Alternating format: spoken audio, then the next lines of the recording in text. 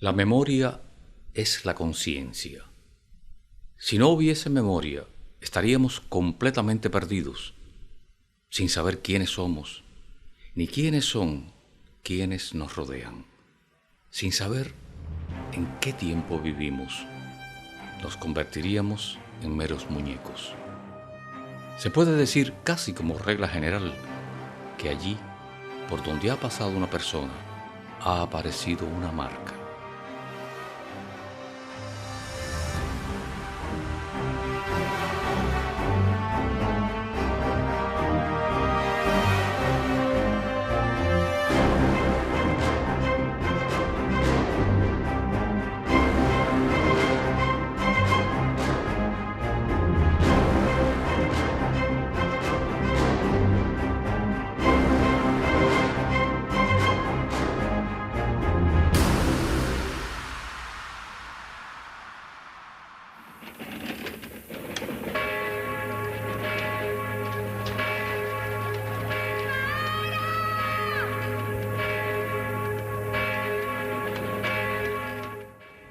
¿Quién no echa una mirada al sol cuando atardece?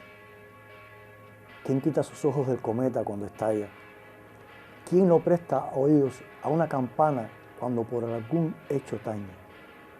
¿Quién puede desoír esa campana cuya música lo traslada fuera de este mundo?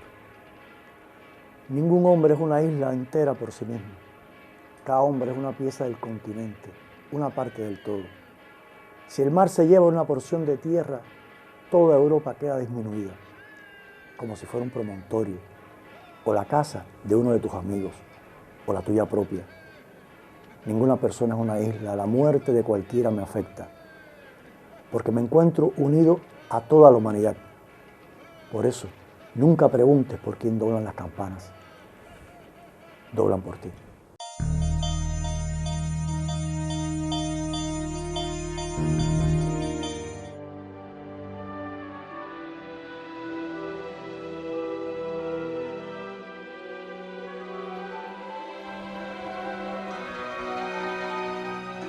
Hemos preparado 2 programas sobre la guerra ruso-ucraniana, un conflicto entre 2 países con un tronco común que amenaza la existencia misma de la humanidad. No son palabras apocalípticas. En la era de las armas estratégicas, cualquier imprevisto puede desatar la Tercera Guerra Mundial entre potencias nucleares. Detrás están los mismos actores de hace 2 siglos, Estados Unidos, Gran Bretaña, Alemania. En la puja por el poder y las esferas de influencia geopolítica, nada les resulta suficiente.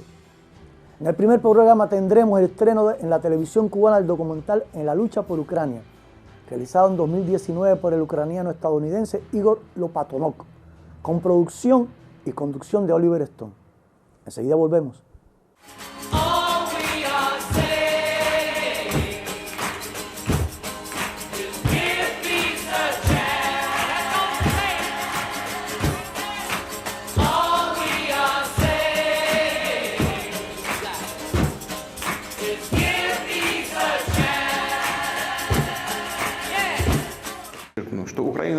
Vuelvo a subrayar que Ucrania para nosotros no solo es un país vecino, sino también es una parte importante de nuestra historia, de nuestro espacio espiritual. Son nuestros camaradas, son amigos, colegas de trabajo, parientes también, que están conectados con nosotros por los lazos de sangre. Desde los puntos más lejanos de la historia, los ciudadanos de estas regiones se calificaron como rusos y cristianos ortodoxos. Esto era así antes y después de la unificación con nuestro pueblo. Se trata de hechos bien conocidos y a la vez, para entender lo que pasa ahora, para explicar los motivos de Rusia y sus metas, hay que hablar un poco sobre la historia de la cuestión. Empecemos con que Ucrania contemporánea fue creada completamente por Rusia, por la Rusia de los bolcheviques, y el proceso empezó justo después de la revolución de 1917. Lenin y sus socios lo hacían de una manera muy cruda, a través de la separación de sus territorios históricos, y millones de personas que habitaban ahí no fueron preguntadas sobre su opinión. Y ya después de la Segunda Guerra Mundial, Stalin también dio a Ucrania algunos de los territorios de Polonia, de Hungría, y también se trataba de los territorios germanos. Todos los ucranianos forman parte de la Iglesia Cristiana Ortodoxa. ¿Fue la Ucrania contemporánea una invención de Lenin y sus socios, como dijo Putin en un tono peyorativo? Hagamos historia. Una región clave en los acontecimientos desatados este 24 de febrero es Galicia, que fundada en el siglo XII como un principado de la Rus de Kiev, en 1349 fue ocupada y anexada al reino de Polonia por Casimiro III el Grande, un monarca que no dio respiro a sus vecinos hasta duplicar el tamaño de su corona y hacerse un sitio en el Mar Negro. Como la mayor parte de los eslavos orientales, tras el cisma de la Iglesia romana en 1054, Galicia tomó por preceptor al patriarca de la Iglesia Ortodoxa griega. Pero tras sufrir un proceso de polonización nació la Iglesia Católica Rutena, que empleó como lenguaje litúrgico el idioma ruteno, que es el ucraniano antiguo. Galicia fue colonia polaca por 423 años, hasta que en 1772 Austria, Prusia y Rusia se repartieron en una mesa de Viena y sin disparar un tiro. La República de las Dos Naciones, que bajo el cetro de Stanislao Poniatowski, rey de Polonia y gran duque de Lituania, abarcó lo que hoy son Polonia, Lituania, Letonia, Estonia, Bielorrusia, gran parte de Ucrania, así como el óblast de Kaliningrado y parte de los óblasts de Smolensk y Bryansk en Rusia. En total, 211.000 kilómetros cuadrados. Otras dos reparticiones en 1793 y 1795 terminaron de borrar del mapa europeo una mancomunidad de 200 años. Austria recibió Galicia, pero como dueños de grandes latifundios, a la nobleza y el clero polaco continuaron detentando el poder económico. El idioma instituido era el polaco, obligatorio en la enseñanza primaria y en la secundaria.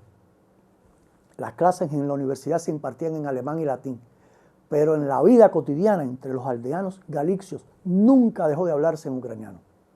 En 1774 la emperatriz María Teresa introdujo la denominación de griegas para las iglesias de rito oriental y la rutena se convirtió en iglesia católica griega con iguales derechos que la romana. En 1818 el metropolita Mijailo Levinsky logró permiso para crear escuelas parroquiales en ucraniano. Era un hombre en extremo conservador y las 383 escuelas que fundó se convirtieron en semilleros de superstición. Pero Levinsky ganó influjo y en 1856 el Papa Pío IX lo ungió como cardenal. Al este de la Galicia austríaca, bajo el impacto del romanticismo y los ideales de la Revolución Francesa, comenzó un renacer cultural en la Ucrania zarista que tuvo como símbolo a Taras Shevchenko, poeta y pintor humanista que nació siervo y adquirió su libertad a los 24 años. Tras la publicación en 1840 de su primer poemario, El Bardo, inauguró la tradición literaria ucraniana. Nunca un poeta ucraniano para mayor notoriedad salido del inframundo había cantado el pasado de su pueblo, sus dolores y anhelos en su propia lengua. Cuando en 1843 regresó a Kiev, lo recibieron como poeta nacional. Recorrió toda Ucrania y lloró mucho. Se convirtió en un enconado adversario del zar. Ucrania callada, callada y querida. ¿Por qué te saquean? ¿Por qué ha descendido a la choza y al prado la muerte, esta muerte? Romper las cadenas, vivir como hermanos, sin ir a buscar en ningún solo extraño lo que allí no existe. Aquí en nuestra tierra hallaréis justicia, aquí seréis libres y aquí seréis fuertes. Ucrania en el mundo no hay más que uno sola.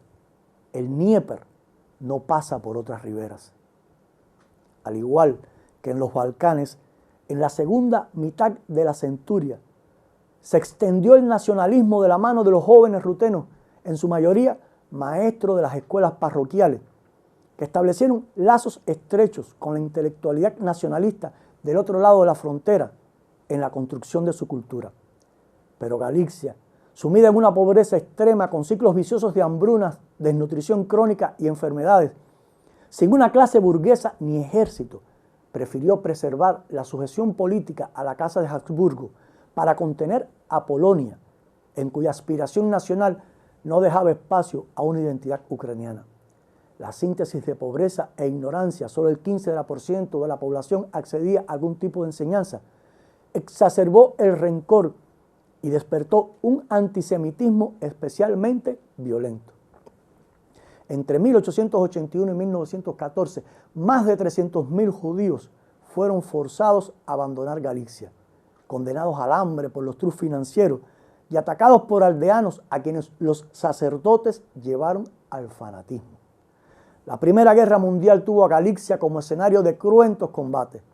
Su anexión era la prenda exigida por los ultranacionalistas rusos a cambio de su apoyo al zar.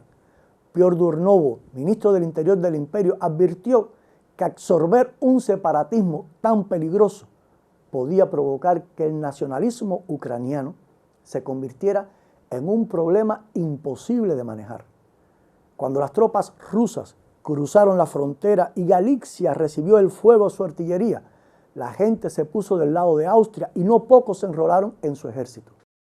Hacia 1917, Nicolás II perdió el control de las Fuerzas Armadas y en febrero abdicó ante la Duma. La intelectualidad burguesa se mostró incapaz de preservar el Estado y emergió un nacionalismo incubado por décadas. Se proclamaron repúblicas independientes por doquier. Una de ellas fue Ucrania. El imperio se desintegraba. Hacia el otoño los soldados rusos desertaban en masa.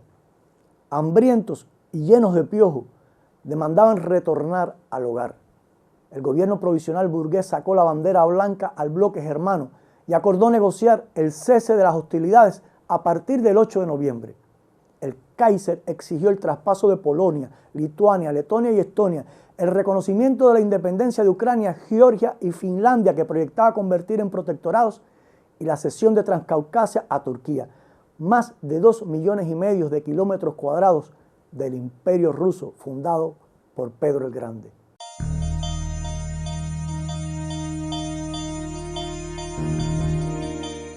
Что такое советская власть? В чем заключается сущность этой новой власти, которой не хотят или не могут понять еще в большинстве стран? Сущность ее, привлекающая к себе рабочих. A 24 horas de expirar el plazo concedido por Alemania para negociar el armisticio, triunfó la Revolución de Octubre. Lenin heredó el entuerto y solo consiguió diferir la conferencia hasta diciembre. Trotsky fue comisionado y al atravesar el frente de camino a Brest-Litov, comprendió que no era posible presentar una protesta eficaz. Las trincheras se habían quedado casi vacías. A su regreso a Moscú se originó un acalorado debate. Lenin llamó a ceder para salvar la revolución. Tenía plena convicción de que el proletariado alemán se levantaría en cualquier minuto para hacerse del poder y los territorios cedidos al Kaiser por la fuerza serían devueltos. Aconsejó ganar tiempo. No era palabrería, como dijo Putin en su alocución. Era la certeza del hombre que llevó al gobierno a los condenados de la tierra en el país más grande del mundo. Para Trotsky la imposibilidad de continuar la guerra era evidente, pero abogó por suspender las hostilidades sin tratado alguno. Si Alemania no estaba en condiciones de enviar tropas, significaría un triunfo. Si disponía de fuerzas, estarían a tiempo de capitular. Venció su idea. Pese a todo, el 29 de enero de 1918 las tropas soviéticas tomaron Kiev, la milenaria capital del primer estado de los eslavos orientales, instaurada en el 862 por la dinastía rúrica, que hasta el siglo XVI gobernó la Rus de Kiev y el Gran Principado de Moscú, predecesor del zarato moscovita, nombre del Estado ruso, hasta que Pedro el Grande fundó el imperio en 1721. El gobierno burgués de Ucrania no tuvo el menor sostén y huyó. El Comité Central de los Soviets ucranianos se proclamó como poder legítimo del país y en su primera reunión acordó incorporarse federativamente a Rusia y concertar con la República de los Soviets la más completa unidad, tanto en asuntos de política interna como externa. Ajenos a lo ocurrido, los representantes del gobierno relegado en Brest-Litov aceptaron el estatus de protectorado dispuesto por el Kaiser para Ucrania. El 7 de febrero Trotsky anunció que habían establecido un gobierno revolucionario en Kiev y el 10 informó que Rusia abandonaba el conflicto sin suscribir tratado. Esa misma tarde le comunicaron que Alemania se consideraría en estado de guerra con Rusia a partir de las 12 del 18 de febrero. Vencido el plazo, comenzó la invasión. Y el 1 de marzo, el general Erich von Ludendorff ocupó Kiev. El Kaiser se convirtió en duque de Curlandia, que comprendía los territorios de Ucrania, Letonia y Estonia. Con el ejército desmoralizado, nada pudo hacer Lenin. Y el 3 de marzo de 1918, Trotsky suscribió el Tratado de Paz sin leerlo. En noviembre, el Kaiser se supo perdido en el frente occidental y escapó. Alemania se entregó incondicionalmente y debió renunciar a las posesiones que se adjudicó bajo coerción en Brest-Litov. El 1 de noviembre en Galicia se proclamó la República Nacional de Ucrania Occidental y del otro lado se estableció el Directorio de la República Popular Ucraniana. El 22 de enero de 1919 se unificaron, pero cada una mantuvo autonomía político-militar. Lviv, la capital de Galicia, estaba bajo ocupación polaca.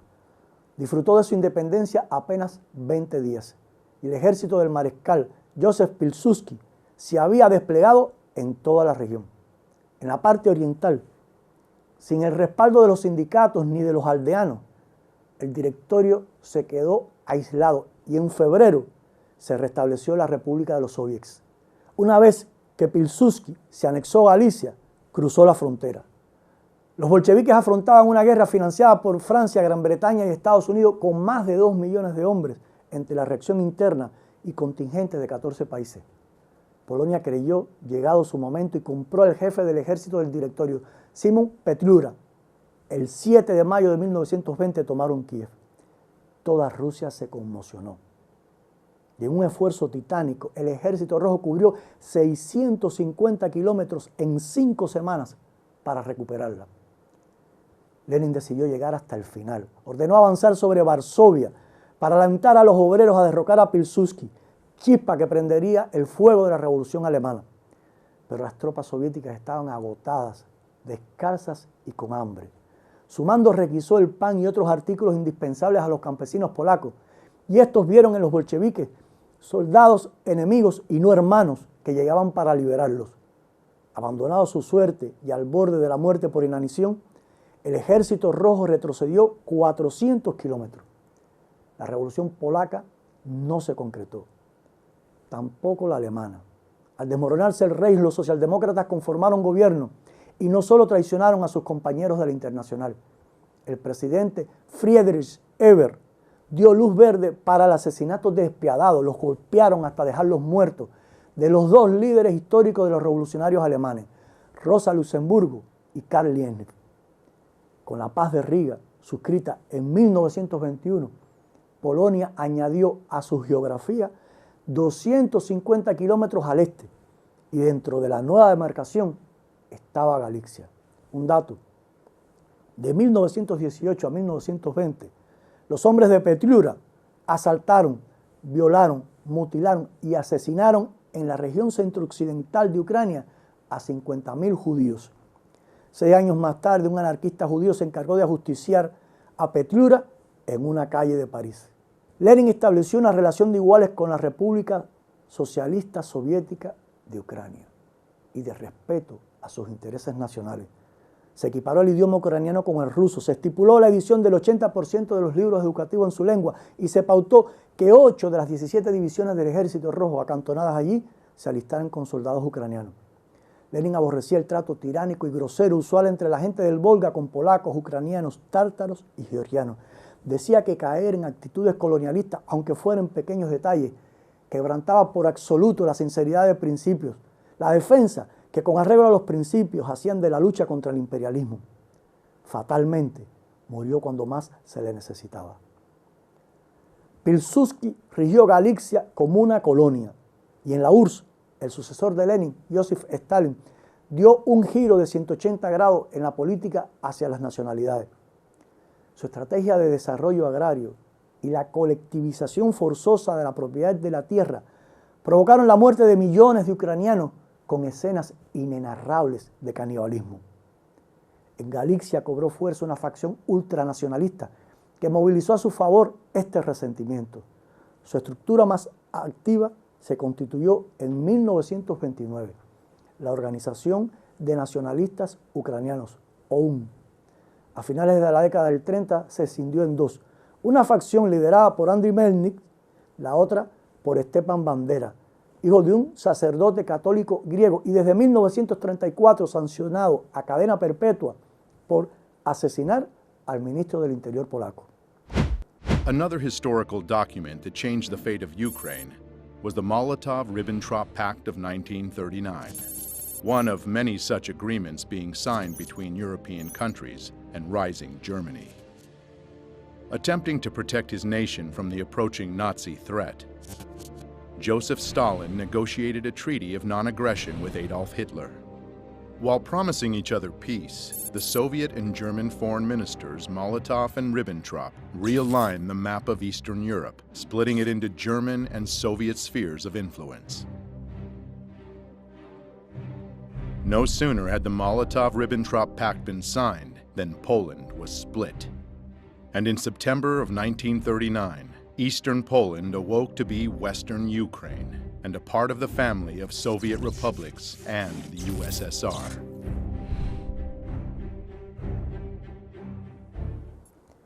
Stepan Bandera fue encarcelado previo a la entrada del Ejército Rojo a Polonia y corrió a Cracovia, sede del gobierno general polaco de Alemania. Entró en contacto con la inteligencia militar nazi y ayudó a alistar 2 batallones galicios para la invasión a la URSS junto a los grupos de infiltración que actuarían en territorio soviético.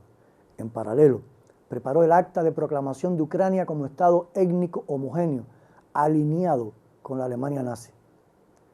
El 22 de junio de 1941 comenzó la agresión a la URSS y el 30 cayó Lviv, donde gran parte de la población recibió a la Wehrmacht y a los batallones galicios como libertadores. Por el contrario, tardaron 3 meses en doblegar la resistencia de Kiev. Las consecuencias no pudieron ser más siniestras. A las 8 de la mañana del lunes 29 de septiembre, en la religión hebrea Día de la Expiación, los habitantes judíos de la ciudad más antigua de la URSS fueron citados para Babillar, un barranco ubicado en las afueras de la urbe.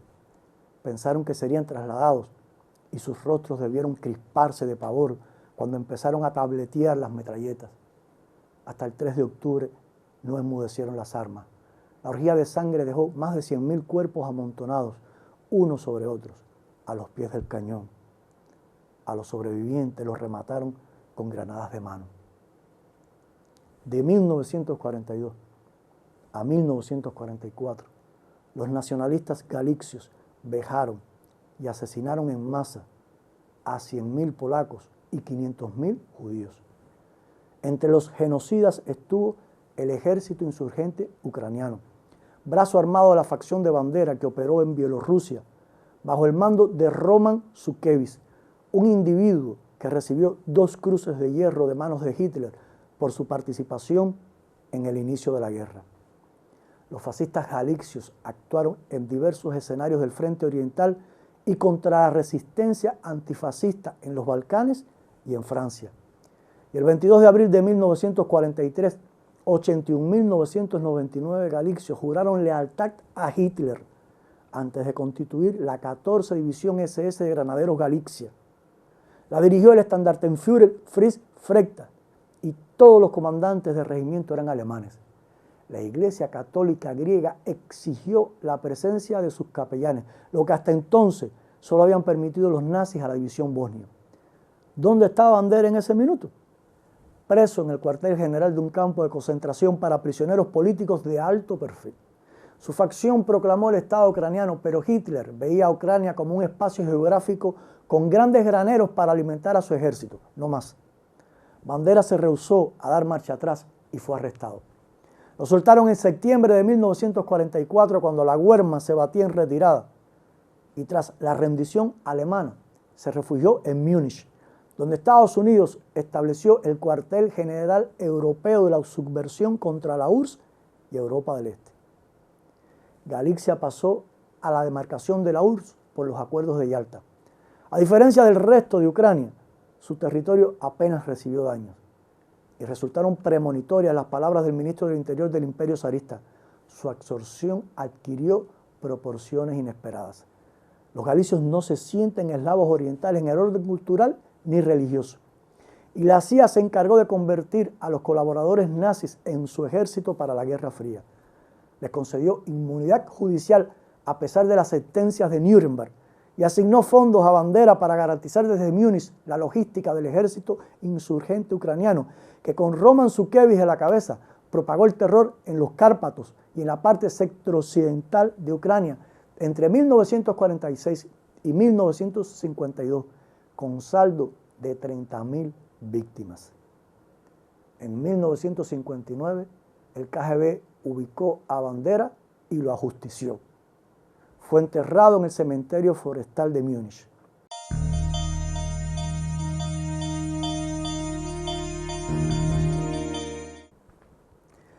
Estados Unidos atizó el ultranacionalismo ucraniano durante la Guerra Fría.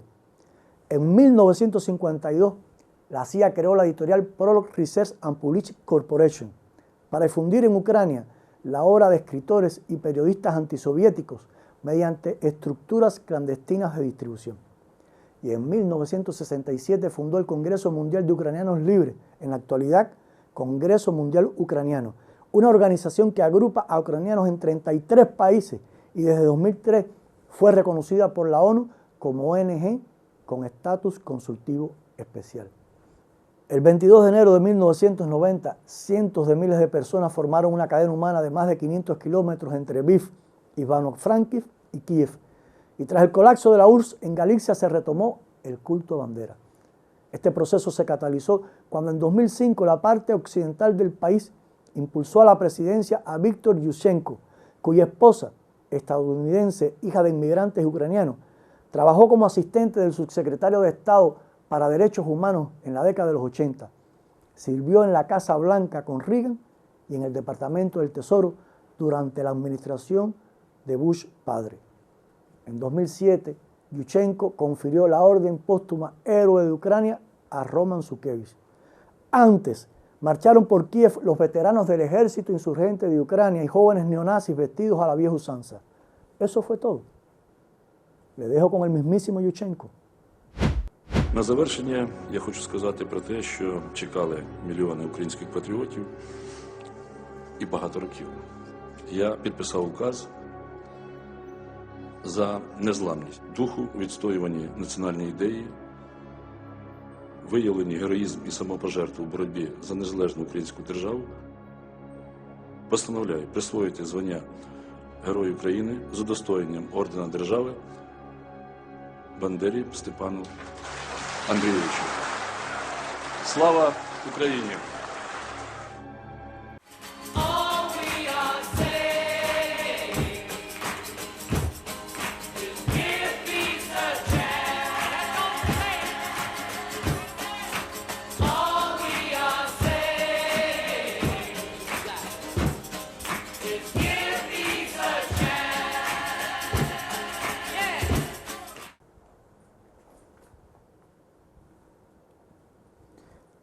Aunque ambos títulos serían anulados durante la presidencia de Yanukovych, hoy, en la parte occidental del país, existen 4 museos dedicados a Bandera. Se le han erigido 36 monumentos, 23 ciudades lo declararon ciudadano de honor y 23 calles llevan su nombre. ¿Cómo continuó este aluk hasta hoy? Un segundo. Consumado el golpe del 22 de febrero de 2014, fue nombrado ministro del Interior uno de los comandantes del Maidán, Arsén Avakov, quien como gobernador de Kharkov empleó la organización fascista Patriotas de Ucrania para hostigar a los inmigrantes. Lo primero que hizo al llegar a su nueva oficina fue crear la Guardia Nacional con los neonazis del Maidán, que salieron directo de la plaza para el entrenamiento. Constituyó 2 batallones y al frente de uno de ellos, el Azov, designó al fundador de Patriotas de Ucrania, Andriy Biletsky, un supremacista para quien la misión de Ucrania es liderar a las razas blancas del mundo en una cruzada final contra los infrahumanos dirigidos por semitas, un término del imperio zarista que exacerba el instinto del pogromo. El batallón Azov ganó prominencia tras la toma de la ciudad de Mariupol, donde demolieron un monumento a Lenin y levantaron en su lugar una estatua a Sviatolov, el príncipe que en el siglo X expandió la Rus de Kiev hasta el Volga y el Cáucaso, tras derrocar al imperio házaro, una potencia de Europa Oriental que tuvo al judaísmo como religión. En noviembre, Abakov y Vilevsky fueron elegidos diputados al Parlamento. Durante su presidencia, Petro Poroshenko, el rey del chocolate, promulgó leyes que proscribieron las ideas comunistas y legitimaron a los ultranacionalistas. Fue más lejos. En 2015 creó el Instituto de la Memoria Nacional, adscrito al Ministerio de Cultura, al que encargó la política estatal en el campo de la restauración y preservación de la memoria nacional del pueblo ucraniano, y ordenó transferirle el conjunto de archivos del país, incluidos los del Servicio de Seguridad. Nombró al frente al historiador Volodymyr Vyatrovich, ideólogo ultranacionalista y uno de los artífices de la operación de blanqueo diseñada para relativizar el fascismo ucraniano. Vyatrovich llegó al colmo de tergiversar textos publicados como archivos, de los que eliminó datos e informaciones reveladores de los capítulos sangrientos. Fue tal el escándalo que se armó que debieron despedirlo. ¿Qué ocurría en el país mientras fascistas y neonazis se iban apropiando de los hilos del poder? Le dejo con En la lucha por Ucrania. Nos reencontramos al final.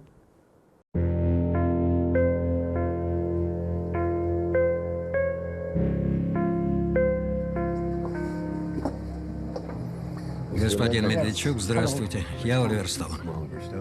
Спасибо. Приятно познакомиться с вами.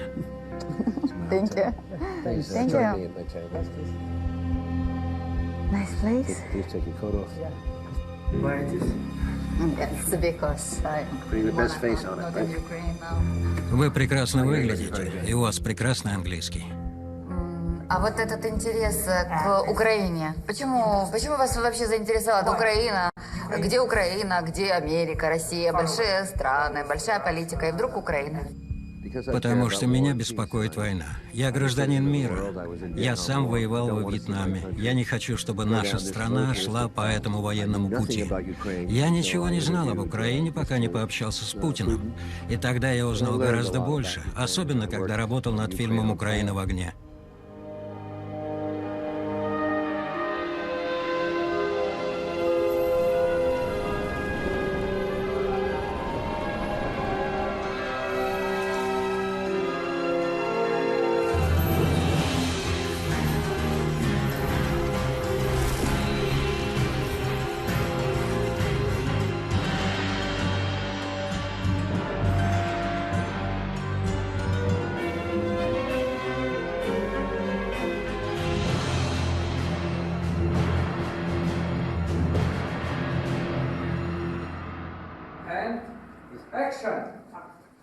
Доброе утро, господин Медведчук. Виктор Медведчук. Для меня честь быть здесь и общаться с вами. Представьте себя людям, которые ничего о вас не знают. Можете немного рассказать нам, откуда вы родом, кем вы являетесь? Вы родились в 50-х годах, верно? Да, я родился в 50-х годах, и как вы уже...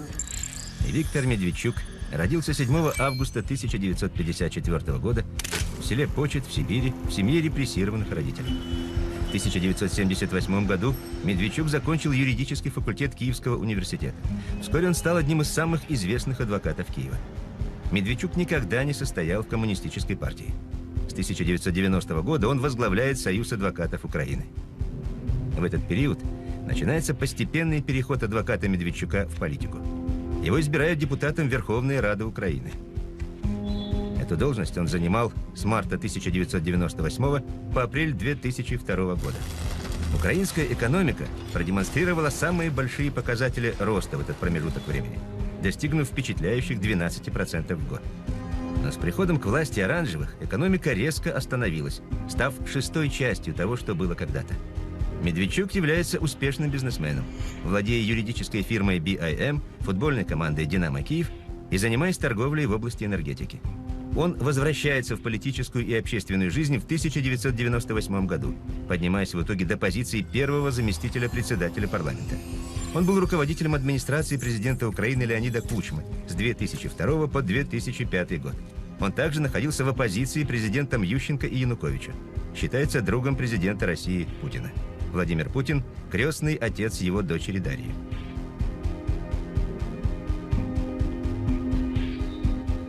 Ну, я бы не сказал, что очень близкий, но мы знакомы хорошо. Он был руководителем администрации президента Кучмы. Да. Вот, и тогда в том качестве попросил меня поучаствовать в крещении его дочери. И, ну, в нашей православной традиции отказываться нельзя. А это была большая честь для вас, быть крестным отцом его дочери? Быть крестным отцом всегда большая честь. Украина отделилась от Советского Союза в 1991 году.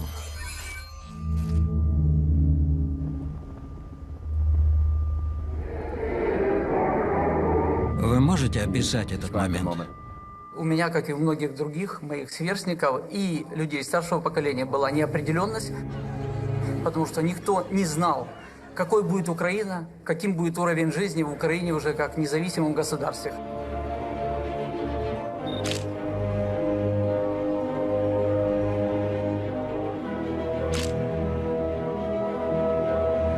Большинство людей поддерживало то, что путь независимости, путь самостоятельности и суверенитета приведет к большим успехам, чем это было в Советском Союзе.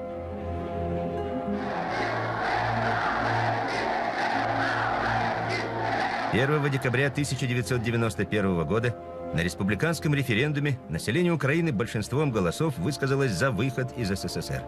8 декабря были подписаны Беловежские соглашения, и Советский Союз перестал существовать. На Украине казалось, что республика после обретения независимости сможет в короткий срок превратиться в процветающую европейскую страну. Для этого были все основания: огромный научно-промышленный потенциал, развитое сельское хозяйство, квалифицированные специалисты и отсутствие на территории Украины межэтнических конфликтов. Желание быть независимыми на практике привело к сокращению отношений с российскими партнерами, которые выстраивались десятилетиями. После 25 лет независимости все иллюзии оказались развеяны. После переворота 2014 года на Украине нет развитой экономики, нет мира, утерян контроль над частью территории.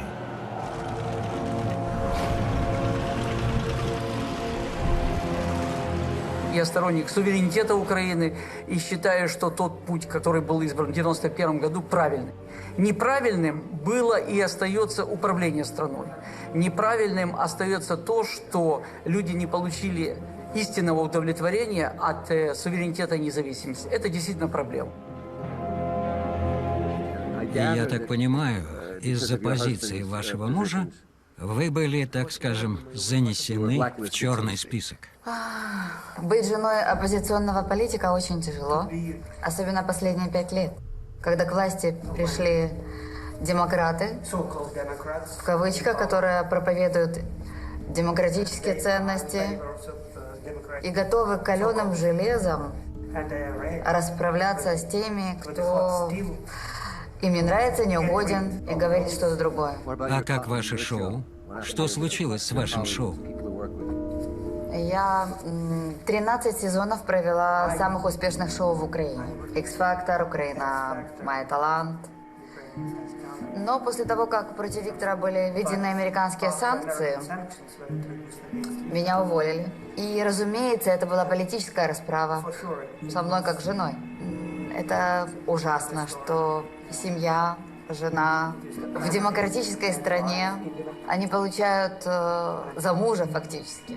Мы налагаем санкции на конкретных лиц, ответственных за подрыв суверенитета, территориальной целостности и управления Украиной. Вы числитесь в санкционном списке США. Я попал под санкции США одним из первых в марте 2014 года. В официальных документах Белого дома указано о том, что я подлежу санкциям Соединенных Штатов из-за первое, что я отстаивал принципы построения в Украине федеративного устройства государства. Это странным является для страны, которая является федерацией и против того, чтобы федерация была в Украине. Интересно, что взгляды Медведчука на необходимость дать больше свободы регионам Украины разделял и вице-президент США Байден. Во всяком случае, 8 декабря 2015 года, выступая в Верховной Раде в Киеве, он практически повторил идеи оппозиционного лидера Украины. Проблема федерализма – это то, что она чуть не стала препятствием возникновению нашей нации. Это все несогласие с моей позицией, которую я высказываю публично, высказываю открыто, и которая не нравится ни власти, ни націонал-радикалам. І ось остання цифра соціологів: поза межами країни вже 8 мільйонів заробітчан. І якщо так піде й далі, нас уже зовсім скоро буде 32 мільйони. Я сначала очень сильно боялась.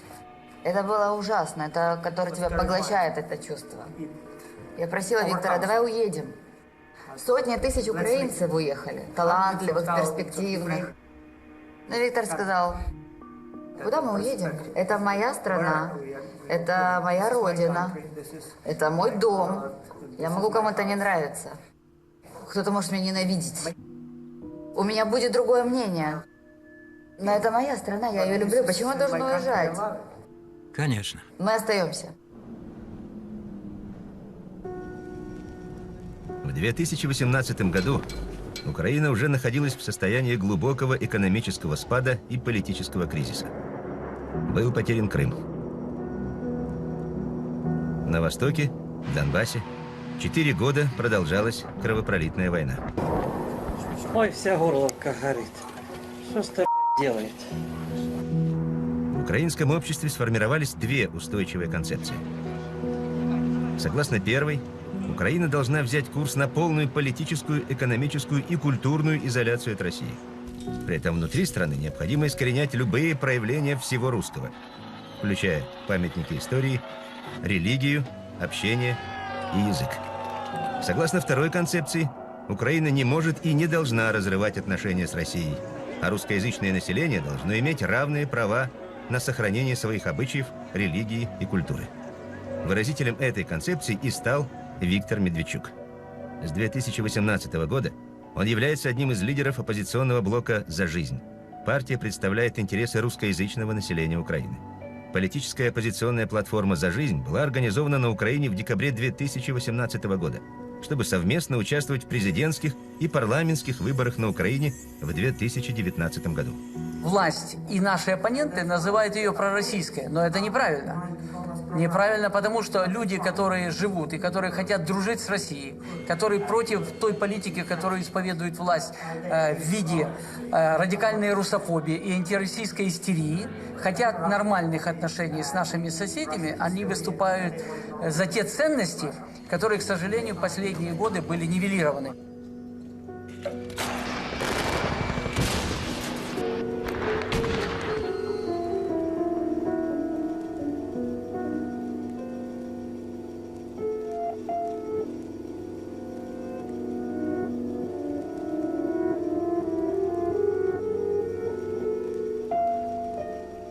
Решение, которое, вероятно, является невозможным, это было бы разделить Украину на Запад и Восток. Условное деление, оно всегда существовало. Когда мы говорим о Западе и Востоке, то в 90-х годах мы исходили из того, что в Украине есть раскол. Он угрожает распадом. К сожалению, процесс распада начался. Возникает вопрос, почему? Дело в том, что Украина в сегодняшних территориальных границах – это территориальное объединение. Если мы проанализируем историю последних 10 столетий, это была территория различных государственных объединений. Начиная с X-XI века, это была Киевская Русь, потом Золотая Орда, потом Великое Литовское княжество, занимавшее большую часть сегодняшней территории Украины, потом Крымское ханство, Королевство Венгрии, Польское королевство, Османская империя, Австро-Венгерская империя, Российская империя. И вот эти все территориальные государственные объединения, они создавали здесь свою культуру, свою веру и признавали те или иные исторические факты. И когда вы провели вот эту черту, против которой я выступаю, вы провели черту по поводу того, что вот это было в большей степени Литовское княжество, Австро-Венгерская империя, а это была Российская империя. И поэтому здесь разная вера, разная история и разные языки. И вот ошибка сегодняшней власти заключается в том, что она пытается выстраивать идентификацию вот этой всей страны, где говорят на разных языках, где исповедуют разную религию, где дают разные оценки историческим фактам, выстраивать эту идентичность на идентичности близкой только части народа, части населения. Вот этой части. Это самая большая стратегическая ошибка киевской сегодняшней власти, потому что эта идентичность никогда не утвердится на территории всей Украины.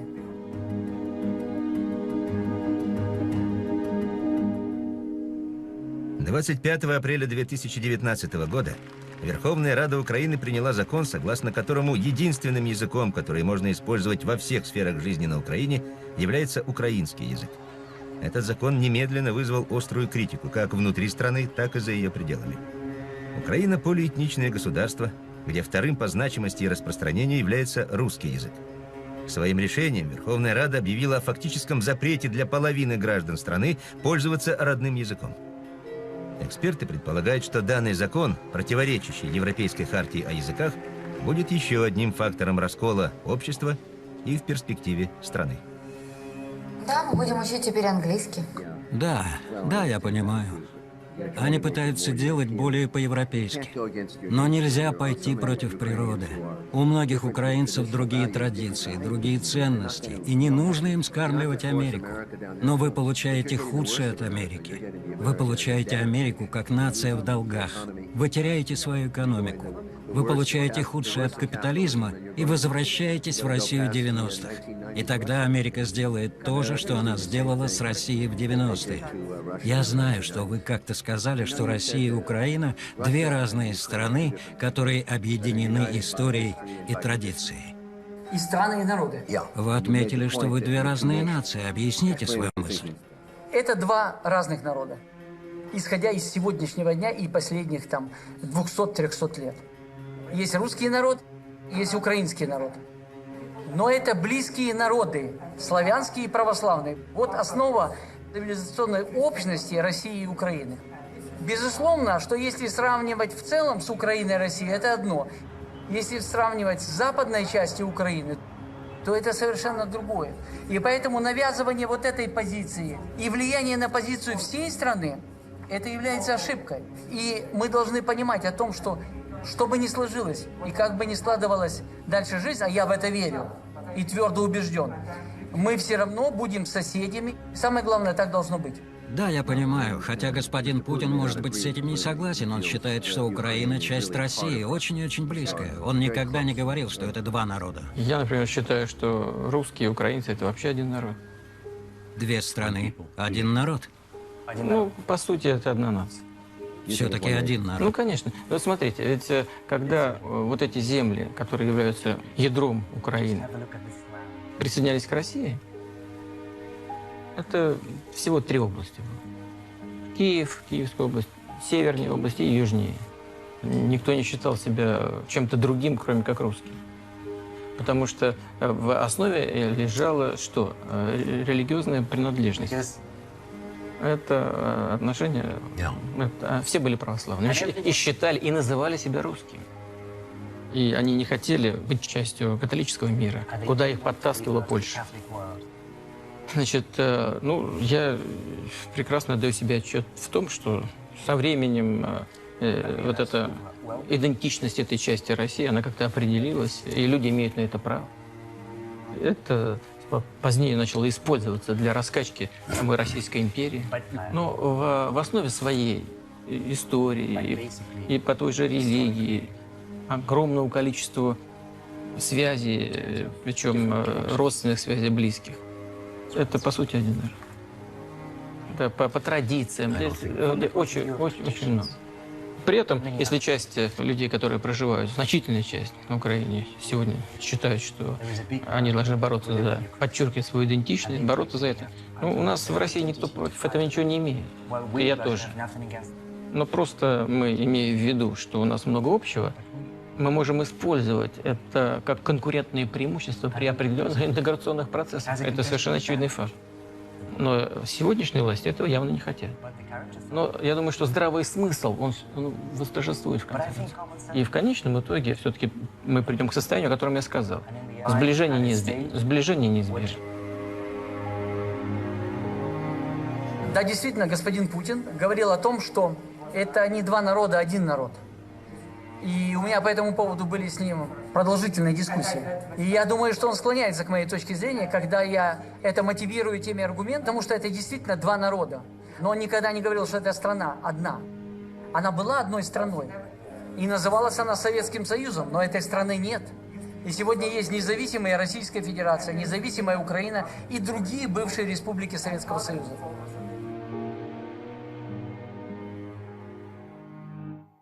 Ликование на улицах украинской столицы, когда протестующие взяли под контроль Киев, а президент Виктор Янукович был отстранен от должности. 20 февраля 2014 года на главной улице Киева произошли страшные события. И нет больше возможности вернуться к Украине, какой мы ее знали. С самого раннего утра неизвестные снайперы открыли огонь по протестующим и сотрудникам правоохранительных органов. Напряжение было велико, и обе стороны были разъярены. Президент Янукович, спецподразделение «Беркут» и специальные силы безопасности были обвинены в убийствах. Разъяренные толпы протестующих стали нападать на полицию. Начался вооруженный переворот.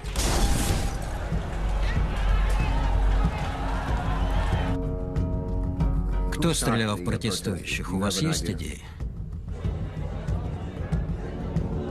Первое официальное расследование началось. В отчаянной попытке скрыть факты следователи обвинили спецназ «Беркут», Виктора Януковича, помощника президента Путина Владислава Суркова и российский спецназ. Так, я багато чув під час Майдану про наявність і російських снайперів. Во всех обвинениях не хватало одного – доказательств. Но некоторые собирали эти доказательства. Например, профессор Иван Кочиновский из университета Оттавы в Канаде. Профессор Кочиновский в течение последних 5 лет расследует события, связанные с бойней на Майдане. В его расследовании, основанном на перекрестном изучении видео и аудиофайлов, он продвинулся намного дальше, чем все официальные группы вместе взятые.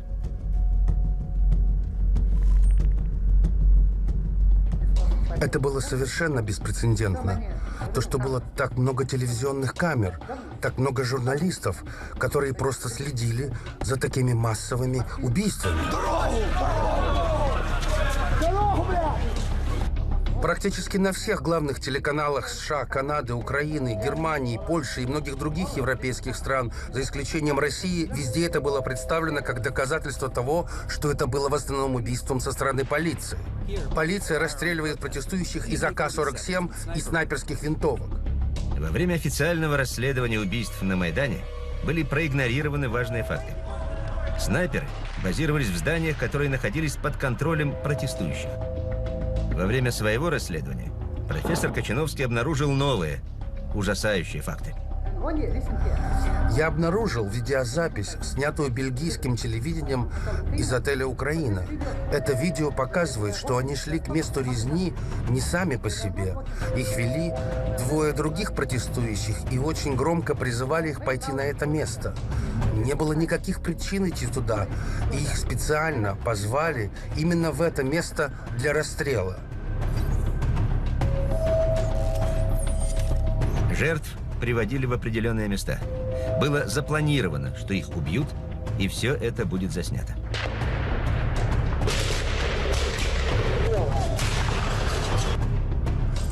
В расследовании профессора Кочиновского, которое было основано на научно структурированном анализе всех доступных видео и аудиозаписей, он пришел к выводу.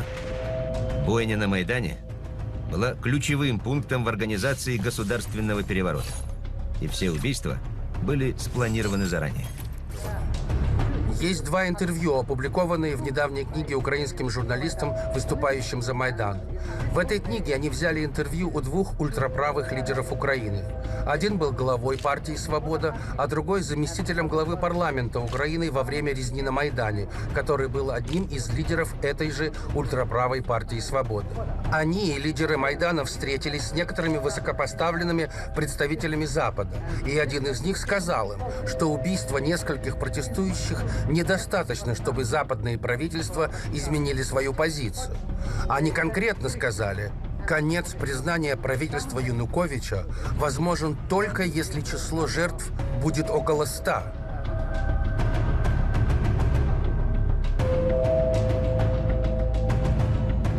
Политика западных правительств изменилась сразу после бойни на Майдане, что опять-таки не случайность, потому что 100 человек и были убиты.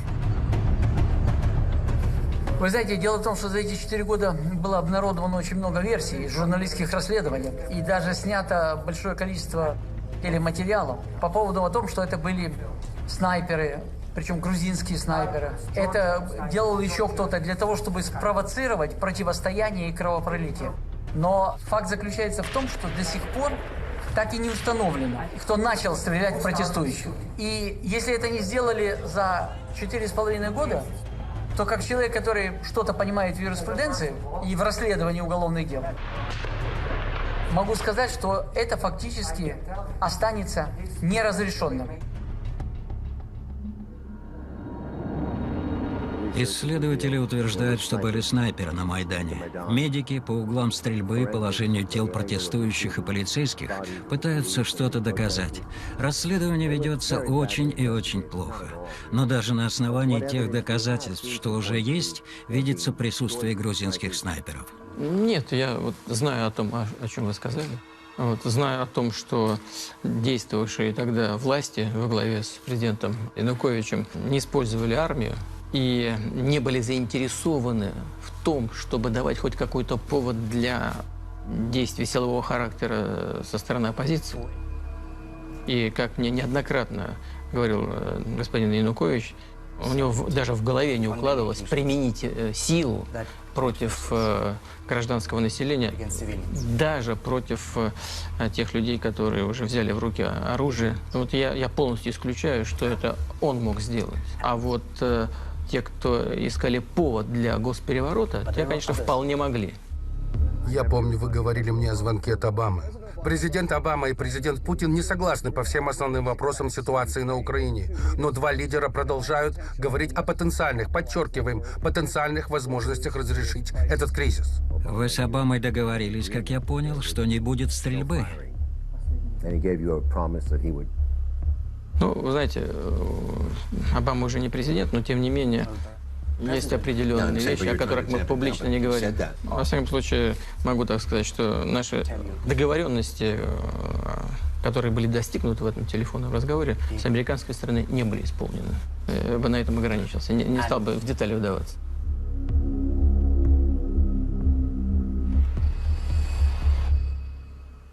Но виновные избегают наказания за убийство после успешного переворота. Те события, которые произошли на Майдане, которые начались в конце ноября и закончились 21-22 февраля уже 2014 года, они во многом были предопределены как элементы, сегмент внешнего управления, которое было после этого фактически введено Вашингтоном в Украину. И вот сначала неправительственные фонды, организации и правительственные чиновники в виде или представительстве той же Нуланд, того же впоследствии Байдена, вице-президента США и многих других, они в открытую поддерживали вот эту эскалацию насилия, в результате которой произошло свержение власти. Самое интересное заключается в том, что ведь вооруженные действия, они действительно имели место, и в этих действиях были признаки состава преступления. Это были тяжкие преступления. Вот этого урода с кармана. Мы мирная демонстрация, да? Но когда это произошло, а закончились эти действия фактически 21 февраля, то Верховная Рада Украины приняла закон, приняла амнистию. То есть это был закон о недопущении привлечения к уголовной ответственности тех лиц, которые участвовали в протестах, и этим законом были реабилитированы все, кто участвовал в этих действиях, которые содержали признаки преступления, и те, которые совершали, по сути, эти тяжкие преступления. Более того, в этом законе было отмечено в статье 9 о том, что категорически запрещено собирать информацию о лицах, которые участвовали в протесте, то есть те, которые впоследствии пришли к власти, протестующих.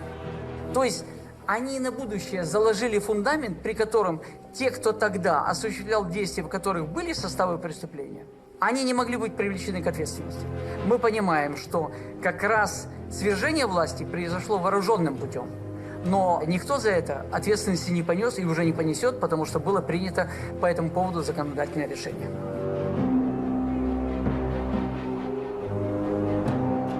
И я вам привел пример не напрасно статьи 9 закона об амнистии 21 февраля 2014 года, где запрещено собирать данные персональные и фиксировать любые действия, которые имели отношение к тем, кто протестовал. Значит, и к тем людям, которые могли участвовать или организовывать то, что вы сегодня называете применением оружия. Группа националистов сожгла вашу виллу. Да, нет, это было в 2014 году, в феврале месяце, как раз в разгар событий на Майдане. Да, но кто же поджег? Это были национал-радикалы. Дело в том, что за эти годы следствие делало вид, что она расследовала, но так и не установила виновных. Так что, никакой справедливости? Да, и справедливости в этом вопросе нет, и, в общем-то, наверное, и не надо ее ожидать, потому что это ведь не единственное событие, которое коснулось меня или моей семьи. Потому что в 2014-2015 году были попытки захватить мой офис рабочий. Піти разом з нами, взяти шини, там візьмемо їх 5-10, запалимо, як це було на Майдані. Далі проведемо віче і підемо мочити покидька Медведчука, якого штаб тут неподалеку зараз розташувався. Несколько раз поджигали офис. Это все несогласие с моей позицией, которую я высказываю публично, высказываю открыто, и которая не нравится ни власти, ни национал-радикалам. Кстати, последняя попытка поджога моего офиса была несколько месяцев тому назад, в сентябре 2018 года. И вопрос заключается в том, что власть с 2014 года, она потеряла такую очень важную функцию. Это функцию применения насилия. Так почему же многие украинцы ненавидят Россию? Вы знаете, это связано с теми процессами, которые были в течение этих 4 лет. Для того, чтобы внести вот этот раздел, раскол между отношениями России и Украины. И это политика сегодняшней власти, которая возведена в ранг государственной политики. Неприязнь в отношении России нарастала давно. Украина претендовала на ведущее место на всем постсоветском пространстве. Одна из крупнейших стран Европы не могла находиться на вторых ролях. Но она проигрывала соревнования за лидерство России. И с этим проснувшемуся национальному сознанию было сложно смириться. Кроме того, быстро выяснилось, что украинским политикам очень удобно объяснять все промахи в экономике неконструктивные позиции России. До определенного времени споры и соперничество не выходили за рамки отношений двух братьев, живущих по соседству.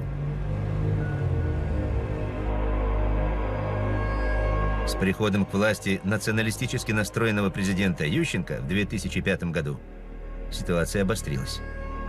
Антироссийская политика украинского руководства стала более ярко выраженной и усилилось пропагандистское давление на население. Впрочем, это никак не мешало миллионам украинцев уезжать работать в более богатую и стабильную Россию. С декабря 2013 года антироссийская пропаганда приобрела истерический характер. В дни противостояния на Майдане постоянно распространялись фейковые новости. Например, будто российский спецназ уже находится в Киеве и готовится применить силу в отношении протестующих. Гибель людей на Майдане также охотно связывали с присутствием российского спецназа. И когда постоянно нагнетается ситуация, что во всем виновата Россия, то большинством населения это и воспринимается как, например, штамп по поводу того, что Россия агрессор. Большинство населения Украины сегодня считает Россию агрессором. После того, как Крым был потерян, на Украине Россию открыто стали называть врагом. Отторжение целого региона было болезненно воспринято украинским обществом, часть которого выросла и сформировалась в условиях независимости. Войну в Донбассе тоже связали с вмешательством России. Проправительственные СМИ твердили, что в Донбассе присутствуют целые российские дивизии, и именно они обстреливают городские кварталы Донецка и Луганска. Население Украины в это охотно поверило. Гораздо проще считать Россию агрессором, чем воспринять тот факт, что украинская армия бомбит и обстреливает украинские города. Что убитые женщины и дети – это жертвы именно украинской армии и военных формирований украинских нацистов. проще было обвинить во всем лично Путина. Мистер Путин, вы можете выиграть сражение против войск, но вы никогда не выиграете сражение против нации, объединенной украинской нации. Итак, господин Путин, который является крестным отцом вашей дочери, плохой человек, образ врага. После того, как я поговорил с господином Путиным, у меня создалось впечатление, что он старается удержать баланс, предотвратить жестокость. Это большая опасность. Я уверен, что на господина Путина оказывается сильное давление и в России со стороны тех, кто недоволен ситуацией, так что он старается сохранить мир. Безусловно, и он не просто балансирует. У Путина отношение к Украине исключительно положительное. Вы знаете, отношения на сегодняшний день непростые. И это спровоцировано вот этими тяжелыми событиями, связанными с госпереворотом. И вторая часть этой истории – это пропаганда действующих властей в сегодняшней Украине, которая выставляет Россию виновницей всех последовавших за этим трагических событий. Итак, мистер Медведчук будет хорошим посредником. Думаю, да. Но у нас во многом разные позиции, разные точки зрения.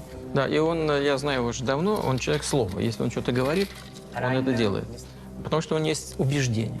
Решение, которое разозлило Россию и вызвало огромную неопределенность относительно будущего войны на Украине, было принято в США. Президент Дональд Трамп одобрил продажу смертоносных боеприпасов украинскому правительству.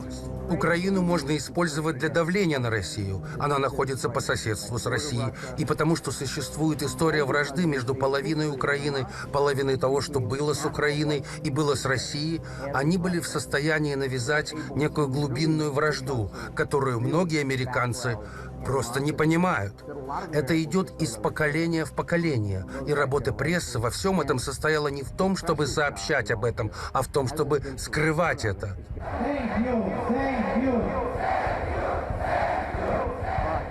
Но это была не просто цель.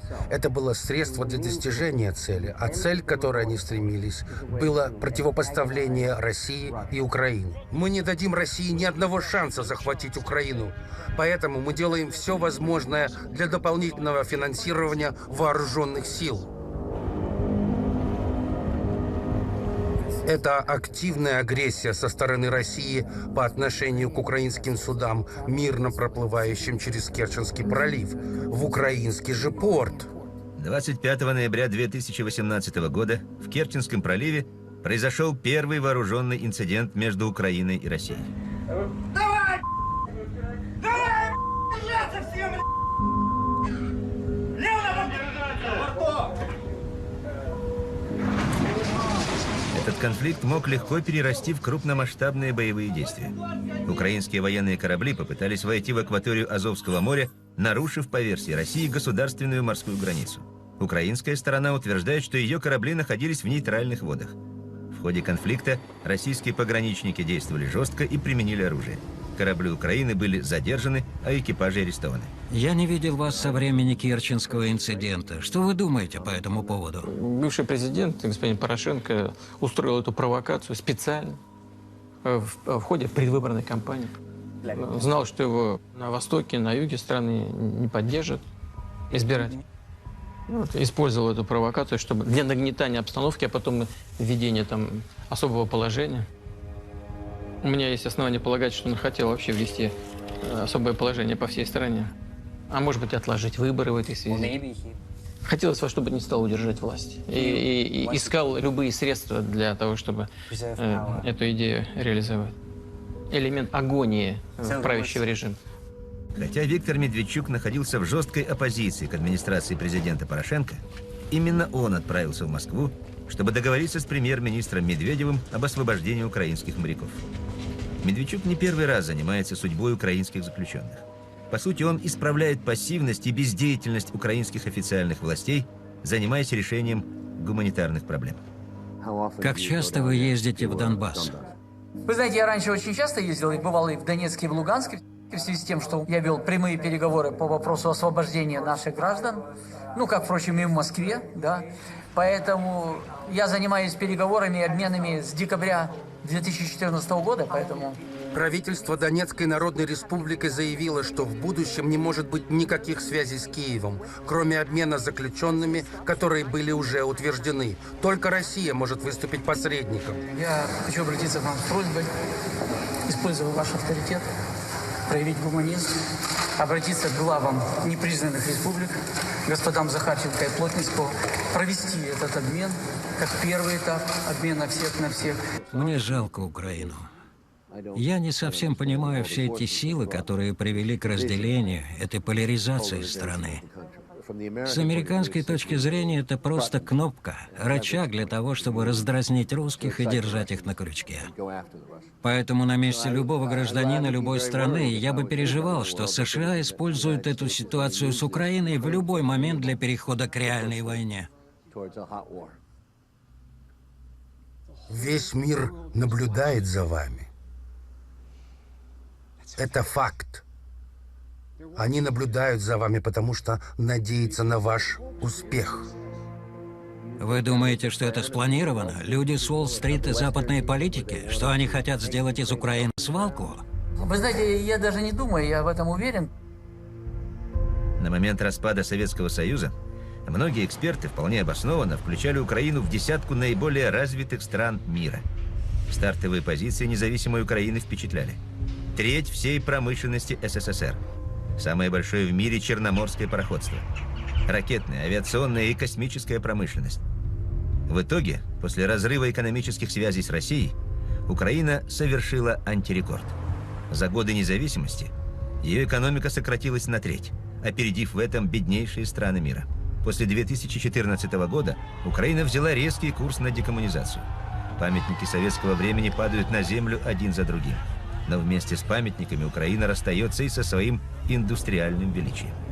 Окей, что происходит? Люди с Уолл-стрита зарабатывают деньги на этом. Украина становится мусорной облигацией. Торгуют будущим страны на фондовом рынке. Украина еще в составе Советского Союза была самой крупной республикой по производству локомотивов и тепловозов. Деиндустриализация в Украине привело к тому, что мы теперь начали закупать эти тепловозы в Соединенных Штатах Америки.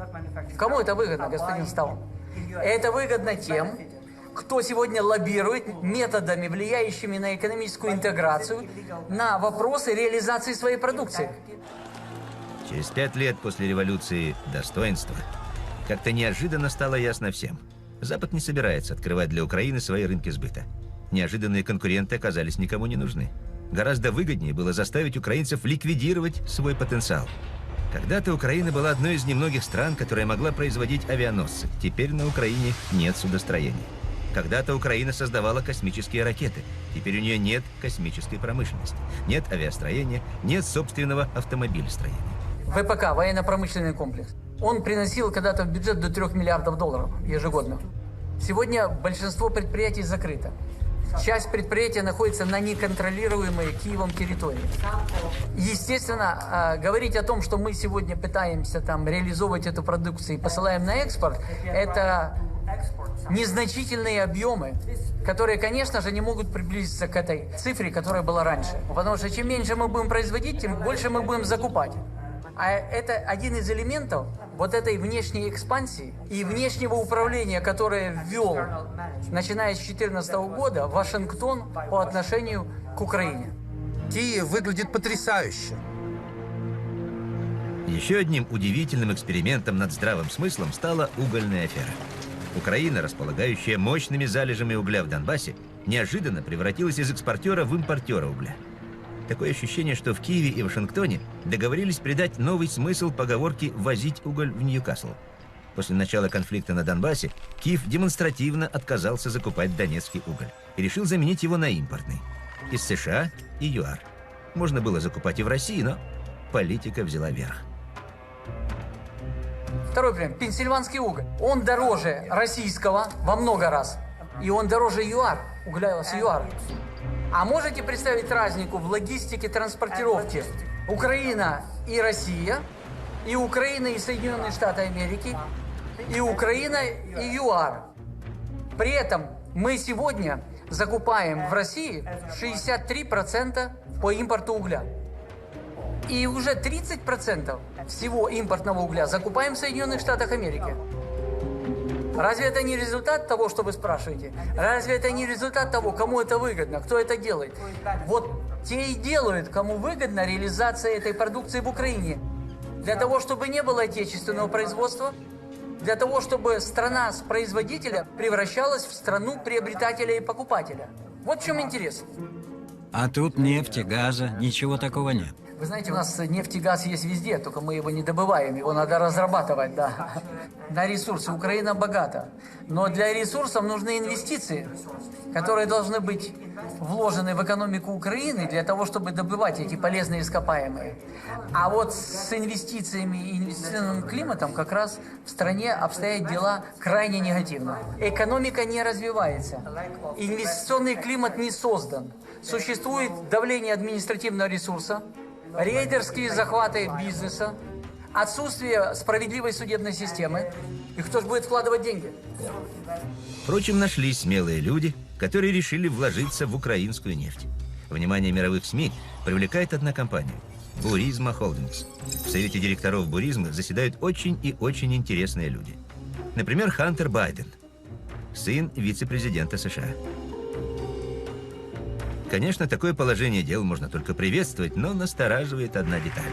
Сын вице-президента США получил свой пост почти сразу после официального визита его отца на Украину.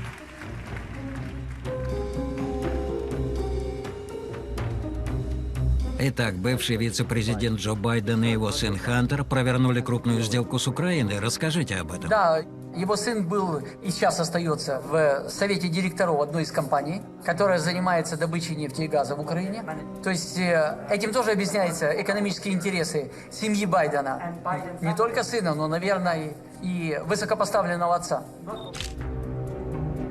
Наверное, именно это позволяло господину Байдену, когда он был в качестве куратора, когда находился при власти, куратором со стороны Вашингтона в Украине, он фактически вел себя как человек, представляющий не просто страну, которая вела внешнее управление, это был представитель или руководитель метрополии по отношению к колонии, где колония выступала, к сожалению, моя страна.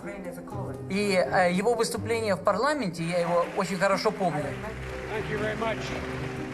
это было не просто поучительное, это было выступление, где он говорил, что надо делать и как надо делать. И говоря о своей позиции, он исходил не из того, чтобы ее аргументировать и объяснить, а из того, что это решение где-то там принято, за океаном. Офисы генерального прокурора нуждаются в реформации. Судебная система должна быть пересмотрена. Энергетический сектор должен быть конкурентоспособным и управляться рынком, а не привлекательными сделками. А вы, так называемый законодательный орган, перед которым он выступает, должны эту политику, эти линии реализовывать. Украине нужен бюджет, соответствующий вашим обязательствам перед МВФ. Все остальное поставит под угрозу с трудом завоеванный Украиной прогресс и сведет на нет поддержку Украины со стороны международного сообщества, которое всегда незначительно.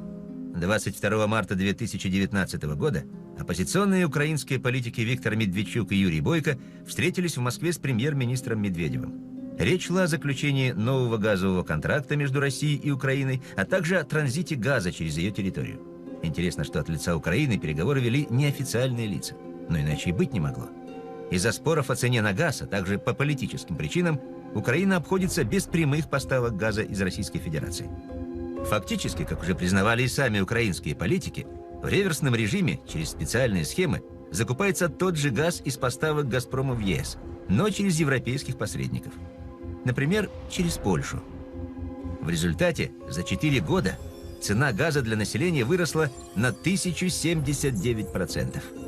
Такова плата граждан Украины за фиктивную газовую независимость. А потом началась двусторонняя экономическая война.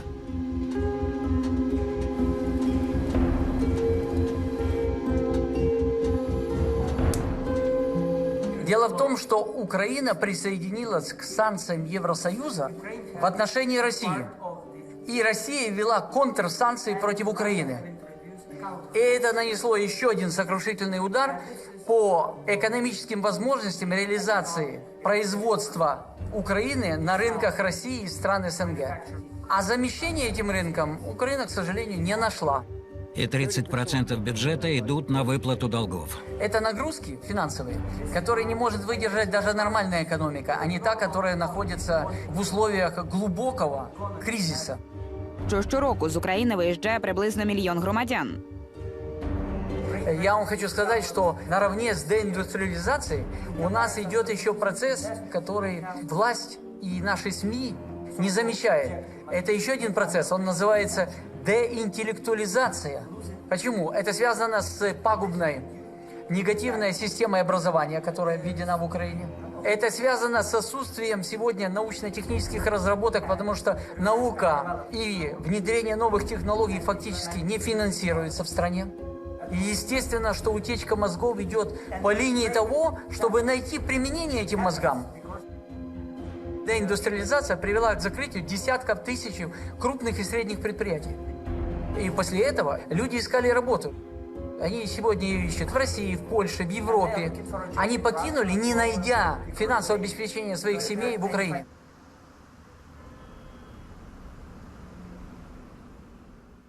Я основал фонд в Украине в 1990 году, то есть за 2 года до независимости Украины. Где во всем этом фигурирует Джордж Сорос? К сожалению, везде. То если мы говорили о каких-то положительных последствиях деятельности этого господина, то надо было отмечать о каких-то успехах, но его деятельность направлена в основном на то, что произошло в тех, занимал активную позицию своей деятельности с различными фондами. Мы помним страны, которых посетила так называемая арабская весна. Ливия, Тунис, Египет. Мы помним революцию тюльпанов в Киргизии. Мы помним революцию роз в Грузии. Мы помним оранжевую революцию 2004. И, наконец, мы помним и ощущаем последствия не только оранжевой революции, но и революции достоинств 13-14 года. Это ведь тоже его деятельность. И он не остановился. Он продолжал действовать и в 15-м, и в 16-м году.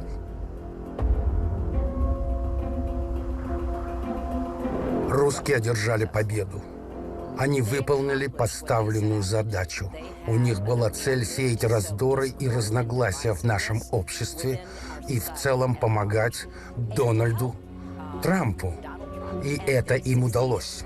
Самая большая ошибка, которую люди делают, говоря о сговоре Трампа и России, это повествование о Russian Gate с точки зрения MSNBC. Кремль предложил грязь для кампании Трампа, и президентская кампания ответила утвердительно на данное предложение. Это больше не является открытым вопросом. Это все было уже доказано. Они думают, что скандал начался в ночь выборов 2016 года, но на самом деле это часть гораздо более длинной серии событий, когда Барак Обама был избран.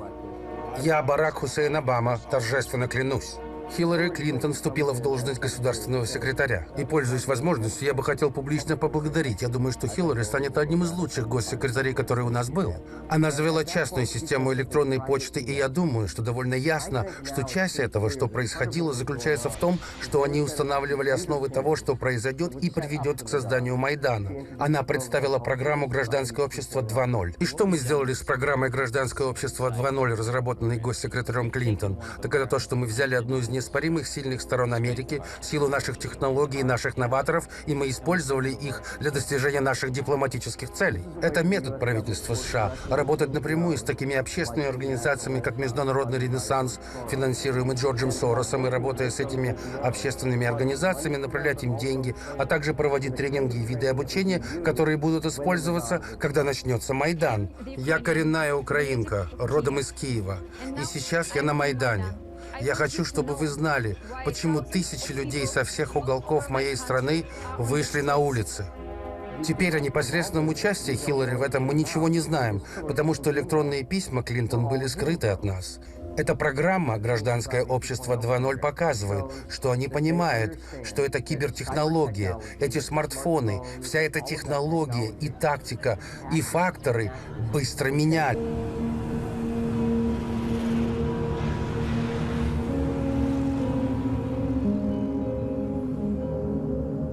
Скандал, который стал общеизвестным во всем мире и который почему-то называется о вмешательстве России в президентские выборы в Соединенных Штатах, разразился в Украине.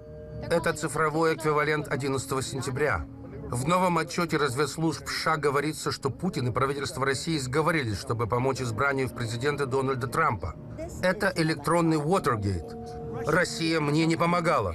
ФБР, как часть нашей разведывательной миссии, расследует попытки российского правительства вмешаться в президентские выборы 2016 года. Понятно, что Россию сразу же обвинили во вмешательстве в процесс выборов 2016 года. Я и тогда не вмешивался, сейчас не хочу вмешиваться, и в будущем на себя вмешиваться. Но сейчас в Америке идет расследование об украинском вмешательстве в те же выборы. Ситуация выглядит очень странно. Порошенко всегда поддерживал администрацию Клинтон против Трампа. Ну да, здесь секрета никакого нет. Вы считаете, что вмешательство было? Ну, я не думаю, что это можно трактовать как вмешательство со стороны украинского государства. Они исходили из того, что госпожа Клинтон победит, и все делали для того, чтобы продемонстрировать свою лояльность будущим американским властям. Вот, здесь ничего такого особенного нет. Пытались создать уже благоприятное о себе мнение у будущего президента. Поэтому они позволяли себе нелицеприятные выражения в отношении Трампа и всячески поддерживали демократов. Это никакой здесь секрета никакого нет. Они почти публично действовали. Речь идет о почему-то вмешательстве России. Связан он в первую очередь с бывшим руководителем штаба кандидата в президенты Дональда Трампа, господином Полом Манафортом. Посадить! Посадить его! Посадить! И в этом скандале, который разразился в Украине, он сыграл организационно и идеологическую функцию. Давайте поговорим об этом новом репортаже из «Нью-Йорк Таймс» сегодня утром о Поле Манафорте и его отношениях с Украиной. Для того, чтобы организовать этот скандал и скомпрометировать тогда кандидата в президенты и его штаб, что фактически ему удалось. И господин Манафорт был отстранен от власти главы штаба. В августе прошлого года присяжные признали Манафорта виновным в 8 преступлениях, включая налоговые и банковские мошенничества. Через месяц он признал себя виновным еще в 2 пунктах заговора и согласился сотрудничать в обмен на смягчение приговора. Пол Манафорт консультировался с партией регионов. Партия регионов – это политическая партия, основанная в конце 1997 года и затем ставшая крупнейшей партией на Украине. В «Нью-Йорк Таймс» Эндрю Крамер публикует историю о том, что имя Пола Манафорта находится в некой черной бухгалтерской книге. Сергей Лещенко – украинский журналист, ставший депутатом, который поставил своей целью борьбу с коррупцией. Здесь был офис Манафорта. По его словам, здесь было найдено ключевое доказательство – подозрительный счет-фактура, которая была подписана лично Полом Манафортом. Человеком, выдвинувшим это обвинение в отношении Манафорта, был Сергей Лещенко. Сегодня я представляю документы, которые были подписаны лично Полом Манафортом. Лещенко, у него есть образ, примитивно ошибочным я его называю, этот образ, борца с коррупцией. Проблема с коррупцией является проблемой целого периода украинской независимости. Он борется с коррупцией по указке. Вот есть указка бороться с таким-то коррупционером, он борется, а если нет, он этого не делает. Более того, он проиграл большое количество судебных исков по отношению к себе о защите чести и достоинства. Потому что информация, которой он часто пользуется и публично, с учетом авторитета журналиста сообщает, она является не просто неправдоподобной, она является лживой. И именно ему, как человеку, как депутату, как бывшему журналисту, поручили обнародовать вот эти записи с этой амбарной книги партии регионов. Интересный факт заключается в следующем. Когда вскрылась история с так называемой амбарной книги партии регионов, причем, когда он первый раз об этом сообщал, Лещенко, то там не было Пола Манафорта. Он говорил о других лицах. То есть шла технологическая подготовка к главному удару. Потому что все это делалось только с одной целью. Это нанести удар по кандидату в президенты Дональду Трампу. Почему я в этом уверен? У меня для этого есть веские аргументы. Да потому что в этой книге были сотни лиц. За 4 года. Там были огромные суммы, там были десятки миллионов долларов, много десятков миллионов долларов. И там были конкретные люди, где указывалась не только их фамилия, но еще их подписи личные о том, что они получали эти деньги неофициально. До сих пор не расследовано ни одно уголовное дело по этим записям. Никто не привлечен к уголовной ответственности. Значит, вывод, что это делалось для сконцентрированного, целенаправленного удара в отношении главной цели. И эта главная цель, которая пришла из океана, называлась кандидат в президенты Дональд Трамп. У Сергея Лещенко и его антикоррупционной команды есть все основания хотеть, чтобы Дональд Трамп был побежден в этих выборах из-за своей поддержки России, которая в настоящее время находится в состоянии войны с Украиной. И это точка в истории, где музыка меняется на зловещую и мрачную. И это удалось. Манафорт был отстранен от руководства штабом, тогда еще кандидата в президенты. Подобные вещи не могли осуществляться в каком-то автономном режиме. Они могли иметь место только в том случае, если на это дала добро власть. Поэтому эти действия нельзя расценивать иначе, как вмешательство. Тем более вмешательство как термин, который очень популярный. Русское вмешательство в выборы, русская охота на ведьм. Вот мы говорим, если опять хотите вернуться к выборам США, ну слушайте, огромная страна, да, огромный народ, да, со своими собственными проблемами, со своими представлениями о том, что хорошо, что плохо, с пониманием того, что для среднего класса за предыдущие несколько лет, там, 10 лет, допустим, при огромном росте благосостояния правящего класса и богатых людей, для среднего класса ничего не поменялось в лучшую сторону. И именно это обстоятельство поняли те, кто вел предвыборную кампанию господина Трампа, и он сам понял. И он отработал на этой площадке. И какие бы наши блогеры, я не знаю, кто там, кто работает в интернете, как бы не высказывали свою точку зрения по поводу ситуации в США, это не могло сыграть ключевую решающую роль. Это чушь собачья. Просто о нем говорят в большей части, когда речь идет о вмешательстве в выборы президента США со стороны России. Но в данном случае даже суд установил о том, что эти действия были неправомерны, которые влияли на избирательный процесс. И я уверен, что за этим тоже стоит господин Сорос. Потому что это команда демократов, Нуланд, Сорос, Байден в угоду интересам Хиллари Клинтон делали все для того, чтобы не дать возможность избраться господину Трампу на выборах 2016 года. Люди используют слово «досье» для придания такого официального звучания. Давайте просто назовем вещи своими именами. Слух, запущенный источником ФБР, который впоследствии был снят с должности, проплаченный Национальным комитетом демократов. И, кстати, Кристофер Стил тоже ненавидел Дональда Трампа. В течение лета 2016 года Виктория Нуланд оповещалась Кристофером Стилом. В начале 2018 года Виктория Нуланд призналась, что ее информировал Кристофер Стил. Она говорила об этом открыто, в лицом к нации на CBS. Во время украинского кризиса 2014 и 2015 годов у Криса Стила было несколько коммерческих клиентов, которые спрашивали его о том, что происходит в России, что происходит в Украине. Почему? Хорошо, моя версия, что они были обеспокоены. Они хотели опередить репортаж и объяснить, почему.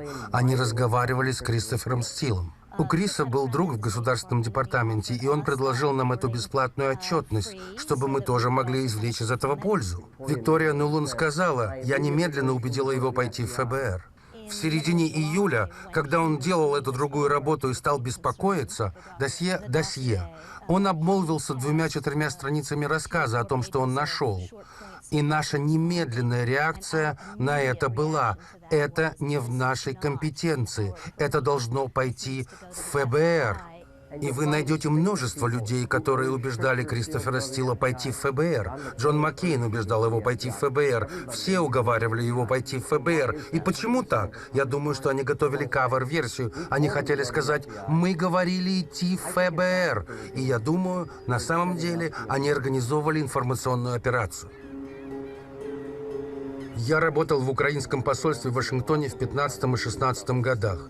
И однажды ко мне обратился заместитель руководителя миссии украинского посольства с просьбой встретиться с человеком, которого она очень хорошо знает.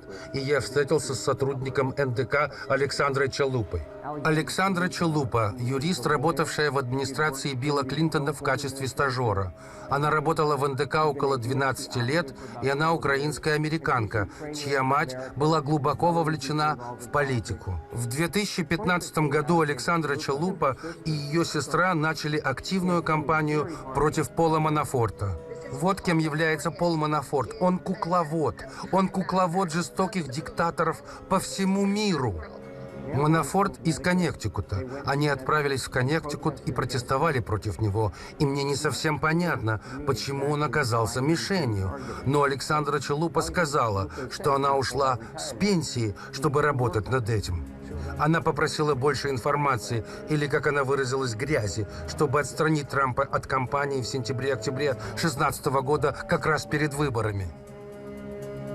Большинство ключевых доказательств, которые очень четко демонстрируют сговор между украинским правительством и оперативниками НДК, содержатся в статье, которая на самом деле была опубликована в «Политика» до инаугурации, о которой написали Кен Фогель и Дэвид Стерн, в которой говорилось о том, как украинское правительство пыталось сговориться и вмешаться от имени Хиллари Клинтон на выборах 2016 года, и кроме того, как Петр Порошенко очень беспокоился, что администрация Трампа узнает о том, что они работают против него. И любой, кто хоть немного знаком с Трампом, знает, что он склонен мстить людям, обидевшим его. Джон Маккейн получил поддельное, фальшивое досье. Вы слышали о досье? Оно было проплачено лживой Хиллари Клинтон, верно? И Джон Маккейн получил его, и что он сделал? Он не позвонил мне, он передал его ФБР, надеясь подставить меня под угрозу, и это не самый приятный поступок. Так что Петр Порошенко был обеспокоен тем, что произойдет, по двум простым причинам. Во-первых, из-за сделок с оружием, а также экономические сделки и кредиты. Ну и, конечно же, из личных соображений. Петр Порошенко с момента своего избрания стал очень непопулярным президентом. В какой-то момент его рейтинг одобрения упал ниже 10%, шокирующий низкий показатель. На самом деле опросы показывают, что Украина меньше доверяет своему правительству, чем любая другая страна мира. После того, как Порошенко был приведен к власти Соединенными Штатами, ситуация стала катастрофической для Украины. Порошенко также беспокоился, что если он не сможет вытянуть перевыборы, то он разозлит Дональда Трампа на Западе. И вы могли видеть, его страхи нарастали. Первое, что он пытался сделать, это дипломатически уладить положение для Украины. Но потом он начал подставлять других, чтобы защитить самого себя. Это был провал внешней политики Украины, что суд признал факт вмешательства подобными действиями в избирательный процесс в Соединенных Штатах Америки. Я слышал обвинение России в вмешательстве в избирательный процесс в США, которое фактически реальными доказательствами не подтверждено. А здесь есть решение суда. Более того, этим решением суда установлена неправомерность, но еще и установлено о том, что тем самым действия этих лиц, как граждан Украины, причинили существенный вред внешней политике Украины. Весной 2016 года Александра Чалупа отправляется в посольство в Джорджтауне и знакомится с Андреем Телещенко. Его представил Чалупе посол Чалы. Александра Чалупа рассказывает Андрею Телещенко, что она пытается найти компромат на Трампа и Россию. И также она пытается найти компромат на Пола Манафорта и Россию.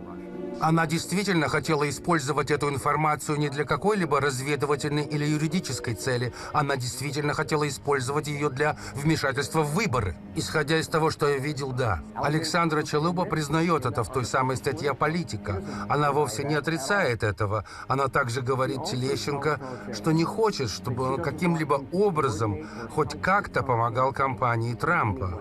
Телещенко преданный украинец, он был частью Майдана, ему это не нравится. Он думает, что это незаконно, и он думает, что это глупо. Он думает, что это глупо, потому что если вы поставите не на ту лошадь, это может плохо обернуться для вас. Он оказался совершенно прав, и поэтому он пошел к послу Чалому и сказал: это незаконно, я не хочу участвовать в этом. Чалый кричит на него, у него начинаются неприятности, через месяц он покидает посольство и возвращается в Украину. Возвращаемся к избранию Трампа. Я только что получил звонок от госсекретаря Клинтон. Теперь Кен Фогель и Стерн из «Политика», они узнают о том факте, что украинское правительство вступило в сговор с НДК, чтобы вмешаться от имени Хиллари Клинтон. И они начинают делать то, что является очень хорошо известной историей. Они разговаривают с Андреем Телещенко. Они получают опровержение от Чалова, об этом сообщили один раз и потом забыли. А казалось бы, она должна быть значимой. Было одно ключевое доказательство в истории «Политика». И этим ключевым доказательством, самым важным доказательством, и были имейлы, опубликованные в Wikileaks. И это имейлы от Чалупы, оперативника НДК, Луису Миранде, директору НДК. Теперь позвольте мне описать, почему Луис Миранда важен, очень важен. Компания Хиллари Клинтон фактически захватила НДК еще в 2015 году. Поэтому, когда вы видите, что Александра Чалупа отчитывается непосредственно перед Луисом Мирандой, это означает, что она отчитывается перед самой компанией Клинтон, а не только перед НДК. И в этом письме Александра Чалупа хвастается, что она договорилась рассказать о Поле Манафорте и что она собирается заставить украинских журналистов вернуться и найти на него компромат. Теперь это полностью нарушает то, что должны делать сотрудники «Открытого мира». Фонд «Открытый мир» является частью библиотеки Конгресса. Поскольку они являются частью библиотеки Конгресса, они не должны участвовать в вопросах выборов и политики. Из фонда «Открытый мир» сообщили, что они фактически предупредили Александру Чалупу: не делай этого. Другим важным фактом является то, что Чалупа рассказывает, что она была с репортером Майклом Йосиков. Майкл Йосиков является легендарным в Вашингтоне. Он известен как мощный журналист-расследователь, который работал над историей Моники Левински. И он общается с Александрой Чалупой на протяжении всех выборов 2016 года.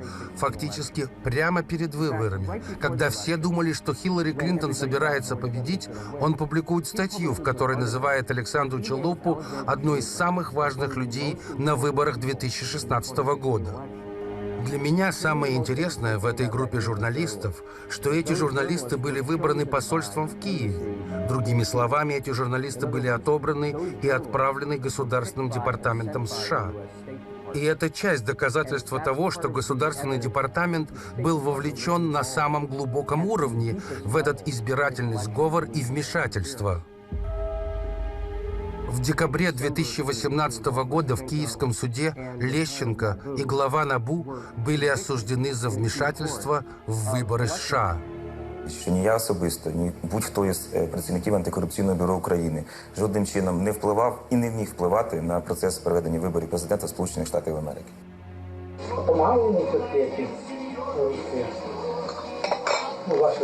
Я думаю, що так. Я ж йому дуже не йому, а Хіларі допомагав.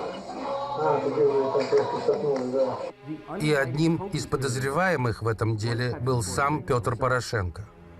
Порошенко был так обеспокоен тем, что администрация Трампа повесит что-то на него, что сам начал подставлять Лещенко и НАБУ.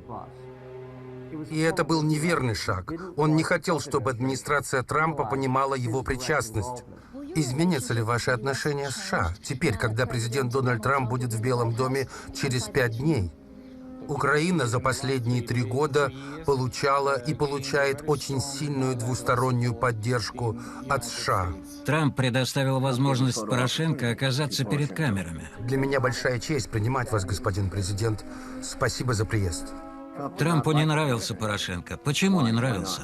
Ну, вы знаете, я думаю, что в первую очередь потому, что у Порошенко была своя позиция во время избирательной кампании в США. Он ведь поддерживал Хиллари Клинтон, причем он делал это открыто. А почему открыто?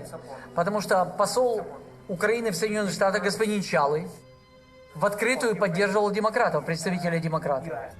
Яценюк – человек, у которого есть экономический опыт и опыт управления. Тебе нужно одобрение Байдена. И закрепить положение дел тоже с согласия Байдена.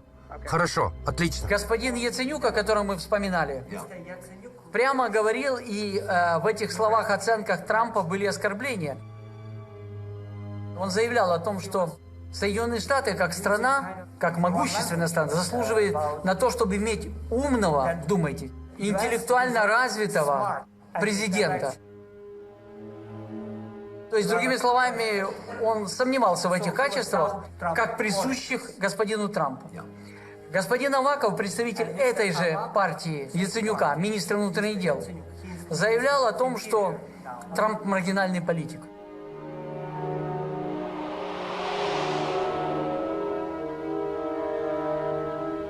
И вот это все вместе означало одностороннюю позицию Украины на выборах в Соединенные Штаты Америки. Чего точно не должна делать любая страна в мире. И когда господин Дональд Трамп выиграл выборы, то для киевской власти это был шок. И для тех лиц, которых я перечислил. Потому что они были уверены, что эта победа никогда не состоится. И я думаю, что если это правда, то, что вы говорите о том, что Трамп плохо относится к господину Порошенко, то этому были реальные основания. Господин президент, пусть Бог благословит вас и ваших коллег и народ Украины. И пусть Бог благословит Соединенные Штаты Америки за то, что они могут продолжать помогать вам в ваших условиях. Спасибо, господин президент. Спасибо, господин Байден. И я случайно обнаружил эту информацию, расследуя украинский сговор с демократами, чтобы повлиять на выборы. И в течение следующих 3-4 месяцев вы не узнаете всего об этом. Поэтому я решил, что не поеду на Украину. Вы не поедете? Не поеду, потому что считаю, что я приеду в группу людей, которые являются врагами президента, и в некоторых случаях врагами США. И есть даже осужденный, который был признан причастным к оказанию помощи демократам с выборами 2016 года. Я дам вам его имя, хорошо? Джентльмен по имени Лещенко. После 2 лет игнорирования этой новости, игнорирования фактов вмешательства Украины в выборы в США, Ukrainian Gate стал привлекать внимание политических тяжеловесов. Я просто отступлю и буду наблюдать, чем это все обернется. В 1997 году человек, во многом определивший внешнюю политику США, Збигнев Бжезинский, сказал: «Украина, новое и важное пространство на евразийской шахматной доске, является геополитическим центром, потому что само ее существование как независимого государства помогает трансформировать Россию». В книге «Великая шахматная доска» он много писал об Украине, но всегда в одном ключе. Украина – это средство давления на Россию, не более и не менее. Украины с Россией – это 2300 километров. Любая дестабилизация в Украине, она отражается на интересах России. А внешнее управление, введенное Вашингтоном в Украине, делает возможным с помощью клоунады управлять процессами дестабилизации, которые непосредственно влияют на Россию. Если смотреть на то, что произошло с Украиной в 21 веке, возникает ощущение дежавю.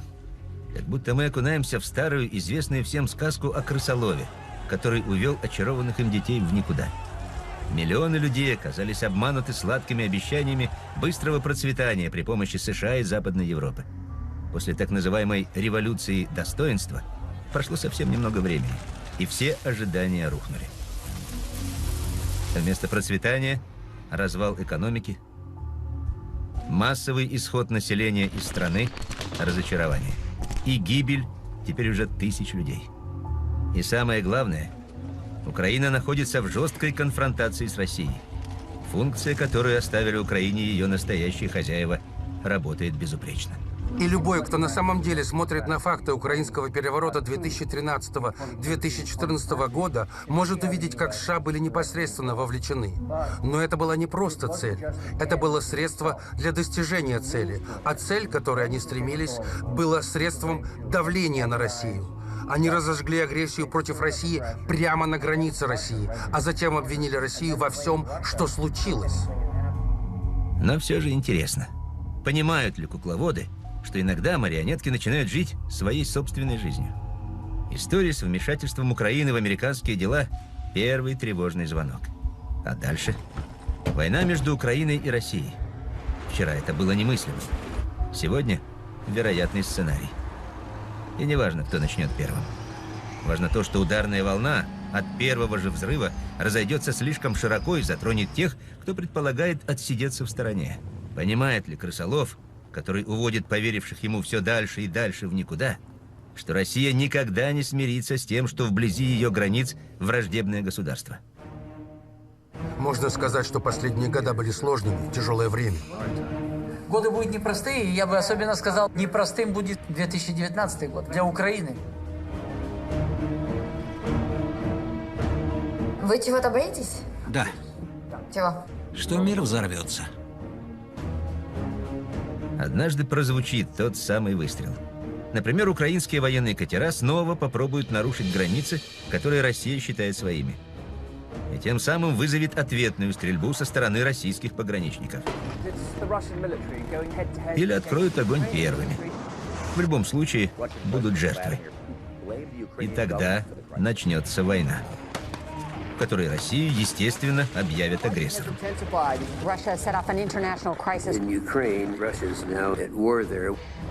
Украинские танки двинутся на Донбасс, чтобы одним ударом уничтожить непризнанные республики. Чтобы спасти людей, им навстречу выдвинутся российские войска. Для защиты венгерских граждан, живущих на западе Украины, выступит венгерская армия. Польша объявит мобилизацию резервистов. Появится реальный шанс вернуть земли, отторгнутые Советским Союзом в 1939 году. Произойдет то, чего боялся весь мир в годы Холодной войны. Сбудется страшный сон Москвы, Брюсселя и Вашингтона. Армии России и стран НАТО войдут рано или поздно в соприкосновение. Никто не будет желать полномасштабной войны. Но если у кого-то сдадут нервы, или ошибка бортового компьютера, или ошибка оператора ракетного комплекса ПВО, достаточно дружественного огня, чтобы две военные машины столкнулись под оглушительные взрывы тактических ракет и снарядов. Это будет началом испепеляющего Армагеддона. Да, на месте Украины останется только выжженная земля. Мир охватит пламя гигантской, вероятно, последней для человечества войны. Только из-за того, что в Киеве кто-то очень захочет удержаться у власти.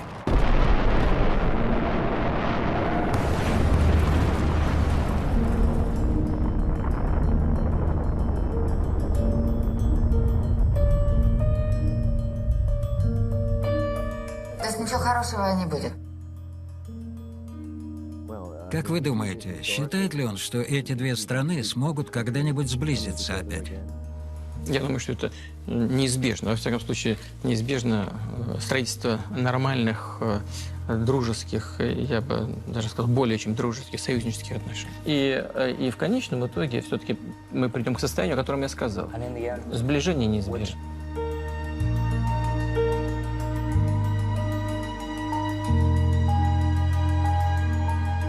В Украине будет две избирательные кампании, которые предопределят место страны в мире и, самое главное, предопределит власть в Украине. То есть перед Украиной снова открываются возможности. Новый президент Украины Владимир Зеленский победил, потому что пообещал остановить войну в Донбассе. Одного приказа главнокомандующего достаточно для того, чтобы война была прекращена и тысячи человеческих жизней были бы спасены. Никто не может ему помешать отдать такой приказ. Но дни идут, а мира нет. Надежды народа Украины на новый курс тают с каждым днем. Единственный способ исправить эту ситуацию – это выбрать в парламент политиков, способных выполнить свои обещания перед народом України. І наше найперше завдання – припинення вогню на Донбасі.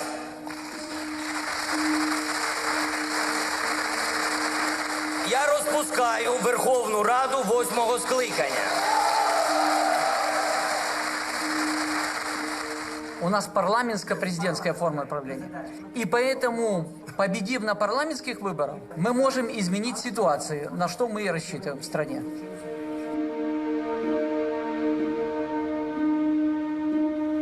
У него есть убеждения, в этом все дело. Да, я тоже это вижу. Допустим, я могу с чем-то не соглашаться, но это не может не вызывать уважения. Конечно, конечно.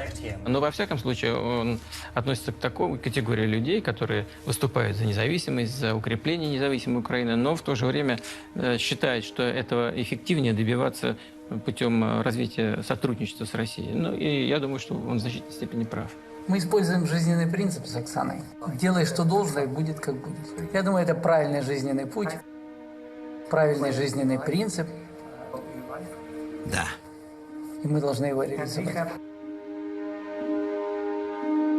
Спасибо.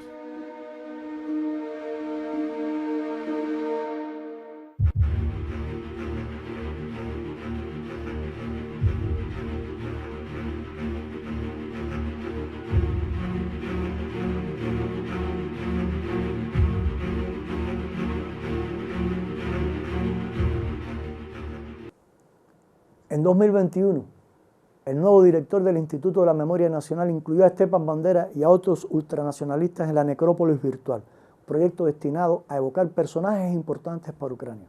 Y el 28 de abril, en el 78 aniversario de la 14 División SS Granaderos Galicia, una marcha de más de 100 personas en Kiev rememoró al que los fascistas llaman su regimiento inmortal. Por primera vez una expresión de ese tipo salía del BIF y adquirió carácter nacional.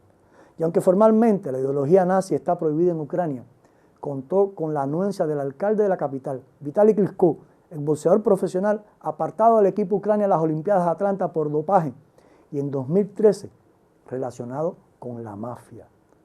Un cordón policial protegió a los neonazis durante su recorrido de 30 minutos. ¿Qué dijo un Maidán, el orador que cerró la marcha? Hoy caminamos con un león dorado en el centro de Kiev. Espero que pronto caminemos con un león dorado en Donetsk y en las ruinas de Moscú. Pudieran parecer las palabras de un demente, pero alimentan un diseño político gubernamental. La prueba. I want to have you clear something up for us, and this is these reports about the Azov Battalion that is said to be Nazi-affiliated organization operating as a militia in your country, said to be committing their own atrocities. What should Americans know about that unit, about those reports? So Azov was one of those many battalions. They are what they are. They were defending our country. And later I want to explain to you. Everything from all the components of those volunteer battalions later were incorporated into the military of Ukraine. Those Azov fighters are no longer self-established group. They are a component of the Ukrainian military. Back in 2014, there were situations when our volunteers were encircled, and some of them did violate laws of Ukraine. And they actually were taken to court and got prison sentences. So law is above all.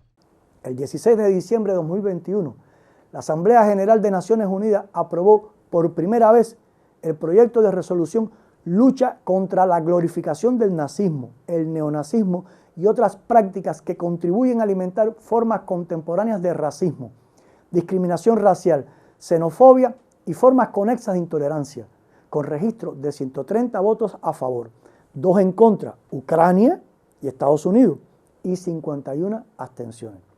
Solo 5 países europeos, Rusia, Serbia, Bielorrusia, Moldavia y Bosnia, votaron a favor de este llamamiento global que busca promover la adopción de medidas concretas para detener la proliferación de estas lacras. Estados Unidos, Japón, Alemania, Gran Bretaña y casi toda la Commonwealth prefieren servirse del nazismo para la consecución de sus intereses hegemónicos. ¿Qué ocurría en el Donbass mientras la ideología fascista se trepaba como una enredadera por los hilos del poder en Kiev? De eso trataremos también. Aquí le esperamos el próximo domingo en este su programa, Marcas. Aquí estuvimos un día, vivos. Estuvimos aquí.